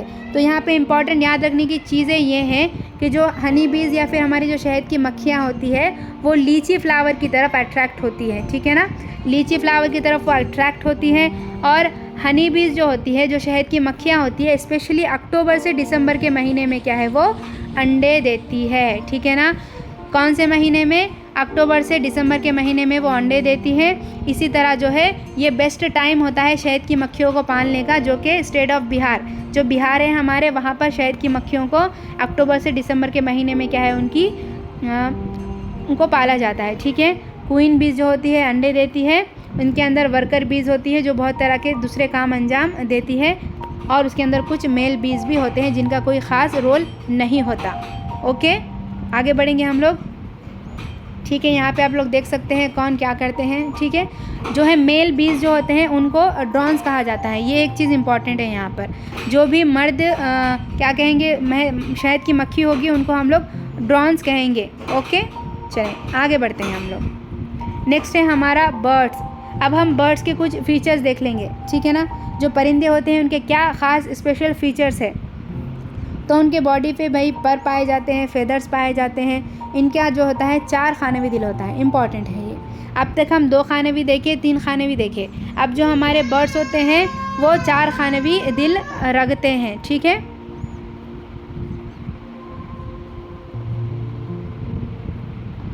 आगे बढ़ेंगे हम लोग। उसके अलावा जो हमारे क्या कहेंगे भाई, हमारे जो बर्ड्स होते हैं वो लंग्स के थ्रू क्या करते हैं, सांस लेते हैं। इनके भी कान बाहरी तौर पर नज़र नहीं आते हैं। ये भी क्या होते हैं, ओवीपैरस होते हैं, जैसा कि ईगल है, पिजियन है, पैरट है, स्पैरो है। ये तमाम जो है परिंदों की एग्जाम्पल है। इनकी जो बॉडी होती है वो बोट शेप्ड बॉडी होती है, ये इंपॉर्टेंट है। इनकी जो बॉडी होती है भाई वो बोट शेप बॉडी होती है, जो कि उनको आसमान में उड़ने में मदद करती है। ठीक है, और उनकी जो हड्डियाँ होती है वो खोखली होती है, वज़नदार नहीं होती है, खोखली होती है। हेलो बोन्स होते हैं जो उनको क्या है भाई, उड़ने में मदद करते हैं। ठीक है ना, इसके अलावा इनके अंदर क्लॉज पाए जाते हैं, जो कि हमारे जो दरख्त होते हैं उसकी ब्रांचेस को पकड़ने में, थामे रखने में इनकी मदद करते हैं। और इनकी जो आँखें होती है वो फिक्स्ड होती है, ये इंपॉर्टेंट है। जो भी परिंदे होते हैं उनकी जो आँखें होती है वो एक जगह पर जमी हुई होती है, फिक्स्ड होती है। ठीक है ना, आइज़ पोजीशन जो होता है फिक्स्ड होता है। इसीलिए अगर उनको दूसरे डायरेक्शन में देखना हो तो वो आँखों को घुमाकर नहीं देख सकते, वो पूरी अपनी नेक को घुमाएंगे, पूरी गर्दन को क्या है वो घुमाकर देखना पड़ेगा उनको, अगर उनको दूसरे साइड देखना होगा। हमारे इंसानों की तरह वो नहीं देख सकते, उनकी आँखें जो होती है वो फिक्स्ड होती है। ये इंपॉर्टेंट चीज़ थी हमारे बर्ड से रिलेटेड। ठीक है, चलें आगे बढ़ेंगे। अब क्या है, कुछ ऐसे परिंदों का जिक्र किया गया है जो स्पेशल कैरेक्टरिस्टिक्स रखते हैं, जो कि हमारे क्वेश्चन एग्ज़ाम में यहीं से बनते हैं। तो सबसे पहले यहाँ पे ओल की बात की गई है, उल्लू की बात की गई है। उल्लू जो है भाई, ये अपनी जो नेक होती है या अपनी जो गर्दन होती है ना, उसको 360 डिग्री तक घुमा सकता है। सबसे ज़्यादा कैपेसिटी होती है उल्लू की, जो अपनी जो नेक है, अपनी जो गर्दन है ना, उसको 360 डिग्री तक क्या है वो घुमा सकता है। ये किसकी खासियत है, ये हमारी उल्लू की खासियत है, जो रात का एक परिंदा है, जो रात के औकात में बहुत ही ज़्यादा चुस्त होता है। वो क्या है भाई, ऐसा 360 डिग्री अपनी गर्दन को घुमा सकता है।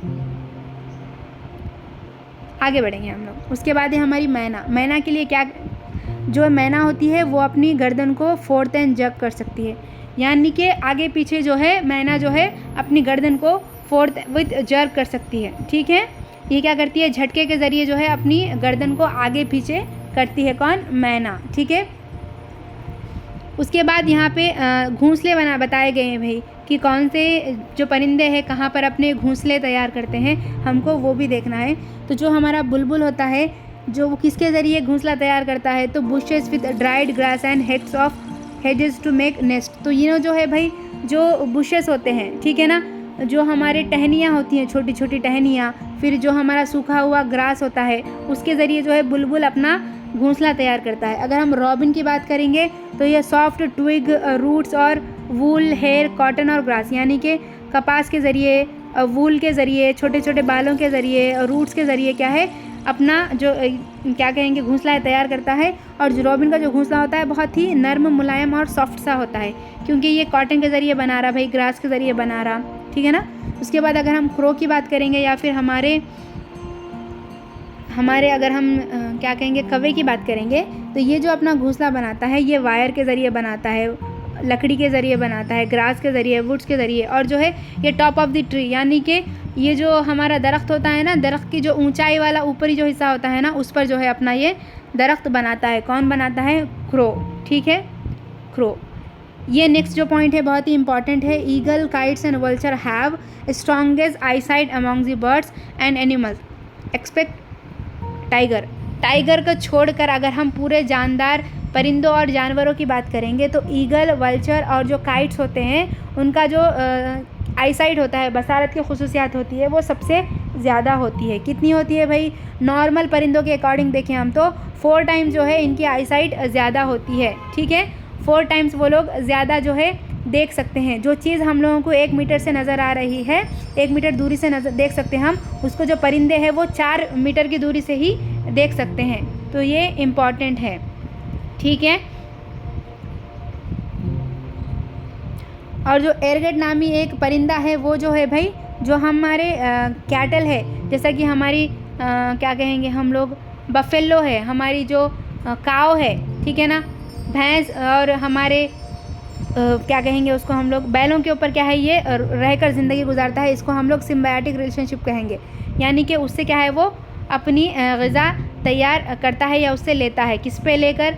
एक हमारे कैटल्स के ऊपर रहकर। ये इसको हम लोग कहेंगे हमबाज ज़िंदगी या फिर सिम्बायोटिक ज़िंदगी, जो एक दूसरे म्यूचुअली बेनिफिटेड होते हैं, यानी कि एक दूसरे को क्या है वो फ़ायदा फ्राहम करते हैं, ठीक है। ऐसी हम लोग क्या कहेंगे, सिम्बायोटिक रिलेशनशिप कहेंगे, जिसमें क्या है 2 जानवर एक दूसरे के ऊपर डिपेंड होकर क्या है ज़िंदगी गुजारते हैं। नेक्स्ट है हमारा मम्मेल्स। चले मम्मेल्स को देखेंगे हम लोग। जो मम्मेल्स होते हैं भाई, मम्मेल्स की स्पेशल कैरेक्टरिस्टिक्स ये है कि उनके बॉडी पे हेयर्स होते हैं, उनको मम्मेरी ग्लैंड्स होते हैं, और उनके कान जो है बाहरी तौर पर नज़र आते हैं। वो सांस लेने के लिए उनके अंदर फेफड़े पाए जाते हैं, और उनके अंदर 4 खाने दिल होता है। और रिप्रोडक्शन की बात करेंगे तो ये विविपायरस होते हैं, यानी कि ये बच्चों को जन्म देते हैं, जैसा कि एनिमल है, एलिफेंट है, फॉक्स है, लायन है, ह्यूमन बींग्स है, ये तमाम जो है मम्मेल्स में आएंगे। ये कुछ कॉमन सी खुसूसियात थी मम्मेल्स की। अगर हम यूनिक देखेंगे तो डॉल्फिन के अंदर एक यूनिक कैरेक्टरिस्टिक्स होती है भाई, ये क्या है भाई, इंसानों से बात करने के लिए डिफरेंट साउंड्स निकालती है। ये डिफरेंट यूनिक एबिलिटी होती है इनके अंदर डिफरेंट साउंड्स निकालने की, कम्युनिकेट करने के लिए, ठीक है। जो व्हेल और डॉल्फिन मछलियाँ होती है वो अपने ग़िज़ा को इको साउंड के ज़रिए मालूम करती है। वो एक इको साउंड निकालती है जिसके ज़रिए क्या है वो अपनी ग़िज़ा की तलाश करती है। कौन? व्हेल और डॉल्फिन। चलें आगे बढ़ेंगे हम लोग। नेक्स्ट कुछ स्पेशल एनिमल्स के बारे में दिया गया है, उनके फीचर्स के बारे में दिया गया है, जहाँ से जो है सीटेट में क्वेश्चंस बनते हैं। अगर आप प्रीवियस पेपर उठा के देखेंगे तो यहाँ एनिमल के टॉपिक से, इस टॉपिक से तो 1-2 क्वेश्चंस तो हर क्वेश्चन पेपर में आपको नज़र आएंगे।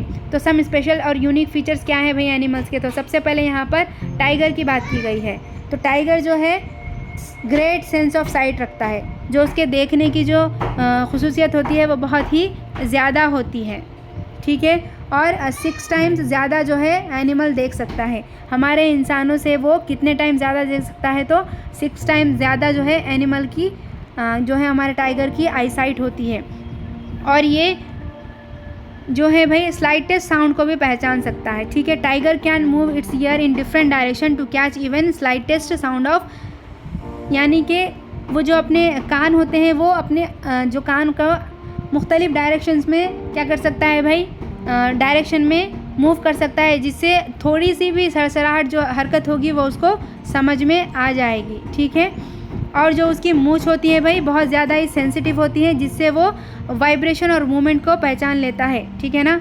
ये पहचान लेता है कि ये किसी जानवर के आने की आहट है या फिर अपने शिकार को क्या है वो इस तरह से पहचान लेता है। जो टाइगर होता है वो डिफरेंट साउंड्स निकालता है डिफरेंट पर्पस के लिए, ठीक है ना। डिफरेंट साउंड्स निकालता है वो डिफरेंट पर्पस के लिए, यानी कि अलग अलग ग़िज़ा की तलाश के लिए, अपने क्या कहेंगे साथी की तलाश के लिए, तमाम के लिए वो अलग अलग साउंड्स निकालता है। और इसकी जो दहाड़ जो होता है, इसका जो साउंड होता है वो 3 किलोमीटर तक जो है सुनाई देता है। किसका? टाइगर का। अगर हम देखेंगे तो ये जो होते हैं टाइगर अपने यूरिन के ज़रिए अपने एरिया को बनाते हैं, यानी कि वो क्या करते हैं अपने यूरिन के ज़रिए एक बाउंड्री बनाते हैं, जिससे वो क्या कहेंगे भाई ये जगह जो है उस पर हमारा कब्ज़ा होता है, ये बताते हैं। कौन? टाइगर। ये थे। अगर नेक्स्ट देखेंगे तो नेक्स्ट हो जाएगा हमारा एलिफेंट्स। तो एलिफेंट्स के भी कुछ खुसूसियात बताई गई है जहाँ से क्वेश्चंस बनते हैं।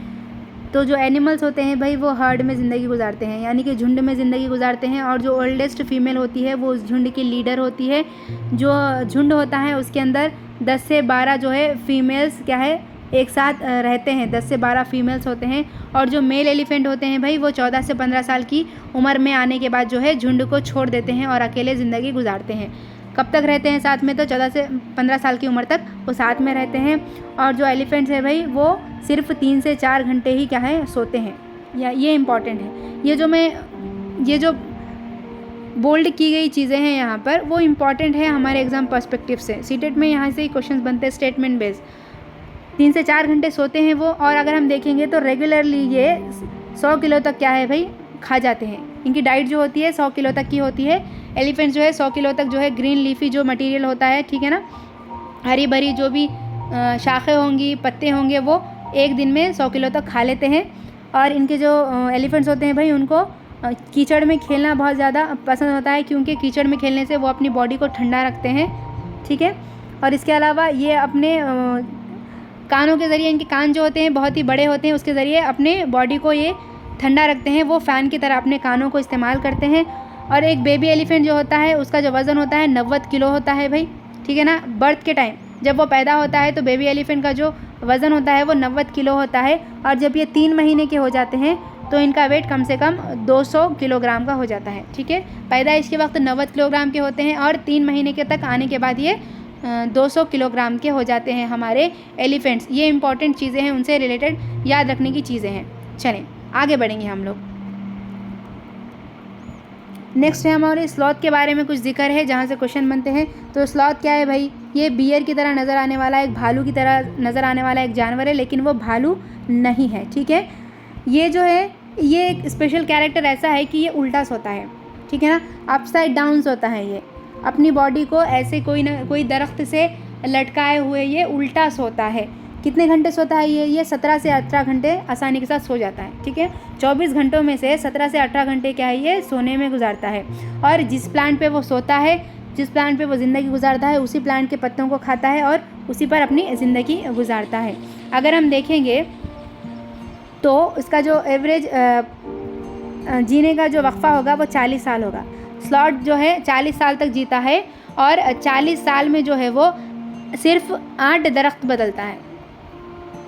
ओके, 40 साल तक जीता है और 40 साल में सिर्फ 8 दरख्तों को बदलता है, यानी अपने पूरी 40 साल वो सिर्फ 8 दरख्तों में ही गुजार देता है। आप लोग निकालो एवरेज के कितने जो है साल एक दरख्त पे निकालता होगा वो, ठीक है। 8 दरख्त बदलता है अपने 40 साल में। और एक मरतबा हफ्ते में वो नीचे आता है और रिलीफ महसूस करता है, यानी कि रिलैक्स करता है। हफ्ते में एक बार वो नीचे आता है और रिलैक्स करता है, बाकी पूरा वो क्या करता है भाई लटके हुए 17 से 18 घंटे सोते हुए रहता है, ठीक है। ये इंपॉर्टेंट चीज़ें थी हमारे स्लॉथ से रिलेटेड। अब यहाँ पे मैंने कुछ ऐड कर लिया, sleeping hours and style of animals, यानी कि कौन से जो जानवर है कितने घंटे सोते हैं। यहाँ से क्वेश्चंस बनते हैं हमारे टेट में और सी टेट में, ठीक है। तो जो स्लॉथ है वो 17 से 18 घंटे सोता है। जो हमारे बिल्लियाँ हैं, कैट्स है, वो 12 घंटे सोती हैं। जो स्नैक है, पाइथन स्पेशली, वो 18 घंटे सोता है। जो जिराफी है वो सिर्फ 2 घंटे सोता है। जो हमारे काउज़ है, जो हमारे बैल है, वो 4 घंटे सोते हैं। और जो हमारे काव है वो ओपन आइज सोते हैं, यानी कि आंखें खुली हुई रखकर सोते हैं ये, ठीक है। और जो हमारे घोड़े हैं भाई वो खड़े खड़े सो जाते हैं। और जो हमारे बैट या फिर जो चमगादड़ है वो अपसाइड डाउन, यानी कि उल्टा होकर सोती है। ये कुछ चीज़ें थी एनिमल से रिलेटेड, ठीक है। उसके अब अगर हम बात करेंगे तो जानवर जो रात के वक्त में जागते हैं ना, उनको सिर्फ ब्लैक एंड वाइट कलर नज़र आता है। ये इंपॉर्टेंट चीज़ है। हम जानवर हैं भाई, हम जो जानवर हैं हम भी जानवरों में ही आते हैं। हम दिन के टाइम में जागने वाले जानवर हैं, ठीक है। दिन के टाइम में, रात का वक्त हमारे सोने के लिए है और दिन का वक्त हमारे जागने के लिए है। तो दिन के वक्त में जो जानवर जागते हैं उनको तमाम कलर्स नज़र आते हैं, लेकिन ऐसे जानवर जो सिर्फ रात के वक्त में जागते हैं भाई, उनको सिर्फ और सिर्फ ब्लैक एंड वाइट कलर ही नज़र आएगा, ठीक है ना। सिर्फ ब्लैक एंड वाइट कलर नज़र आता है किनको, जो रात के वक्त ऑब्वियसली बात है, रात का औकात में जागेंगे जब वो, तो दिन के औकात में वो कलर देख ही नहीं पाएंगे। उनकी आंखें सेंसिटिव हो जाएगी सिर्फ और सिर्फ रात में ब्लैक एंड वाइट कलर देखने के लिए। ओके, चलें आगे बढ़ते हैं हम लोग। नेक्स्ट है हमारा एनिमल हस्बेंड्री, यानी कि हम काव को किस लिए पालते हैं भाई। काव के ज़रिए हमको मीट हासिल होता है और मिल्क हासिल होता है। दूध और गोश्त के लिए पालते हैं। बफेलो को भी हम लोग मिल्क और मीट के लिए पालते हैं। अगर हम गोट्स की बात करेंगे, बकरियों की बात करेंगे, तो हम इसको दूध के लिए, मिल्क के लिए और वूल के लिए पालते हैं। अगर हम शिप की बात करेंगे तो इसको हम लोग गोश्त के लिए और वूल के लिए पालते हैं। अगर हम हनी बीज़ या फिर शहद की मक्खियों की बात करेंगे, इससे हमको शहद हासिल होता है और वैक्स हासिल होता है, जिससे हम लोग मोमबत्तियाँ बनाते हैं। अगर हम लैक इंसेक्ट की बात करेंगे तो इससे हमको लैक हासिल होता है। अगर हम सिल्क वर्म या फिर रेशम के कीड़े की बात करेंगे तो हमको रेशम का कपड़ा हासिल होता है इससे। अगर हम लोग चिकन और हेंस की बात करेंगे तो इससे हमको एग और चिकन और मीट हासिल होता है। ये कुछ चीज़ें थी सीटेट से रिलेटेड, ठीक है ना। ईवीएस में हमने आज ख़ानदान को देखा है, ख़ानदान में कहाँ से क्वेश्चंस बन सकते हैं, और उसके बाद हम लोग ने प्लांट्स को देखा है, डिफरेंट टाइप्स ऑफ प्लांट्स देखा है, और ख़ास जो प्लांट्स का जिक्र एनसीईआरटी में किया गया है हम उसको भी देख चुके हैं, ठीक है ना। उसके अलावा जो है हमने एनिमल्स देखे हैं, डिफरेंट टाइप ऑफ एनिमल्स, उनके कैरेक्टरिस्टिक्स, स्पेशल फीचर्स, ये तमाम जो है हम आज देख चुके हैं, जो कि हमारे सीटेट के एग्ज़ाम पॉइंट ऑफ व्यू से इम्पॉर्टेंट है ही साथ हमारे टेट, टीआरटी और पेपर 1 पेपर 2 दोनों के लिए बहुत ही इम्पॉर्टेंट चीज़ है। आई होप आज की क्लास आपको अच्छे से समझ आई होगी। लाइक, शेयर और कमेंट ज़रूर करना। आप लोगों के कमेंट से मुझे पता चलेगा कि मैं सीटेट की जो सीरीज़ है रिवीजन क्लासेस वो कंटिन्यू करूं या नहीं। आप लोग कमेंट करके नीचे बताएं। अगर इस तरह का जो हम जा रहे हैं ये आपके लिए हेल्पफुल हो रहा है तो इंशाल्लाह मैं नेक्स्ट क्लास जो है सीटेट के ऊपर ही लेकर आऊँगी। मिलते हैं हम लोग नेक्स्ट क्लास में, तब तक के लिए अल्लाह हाफ़िज़।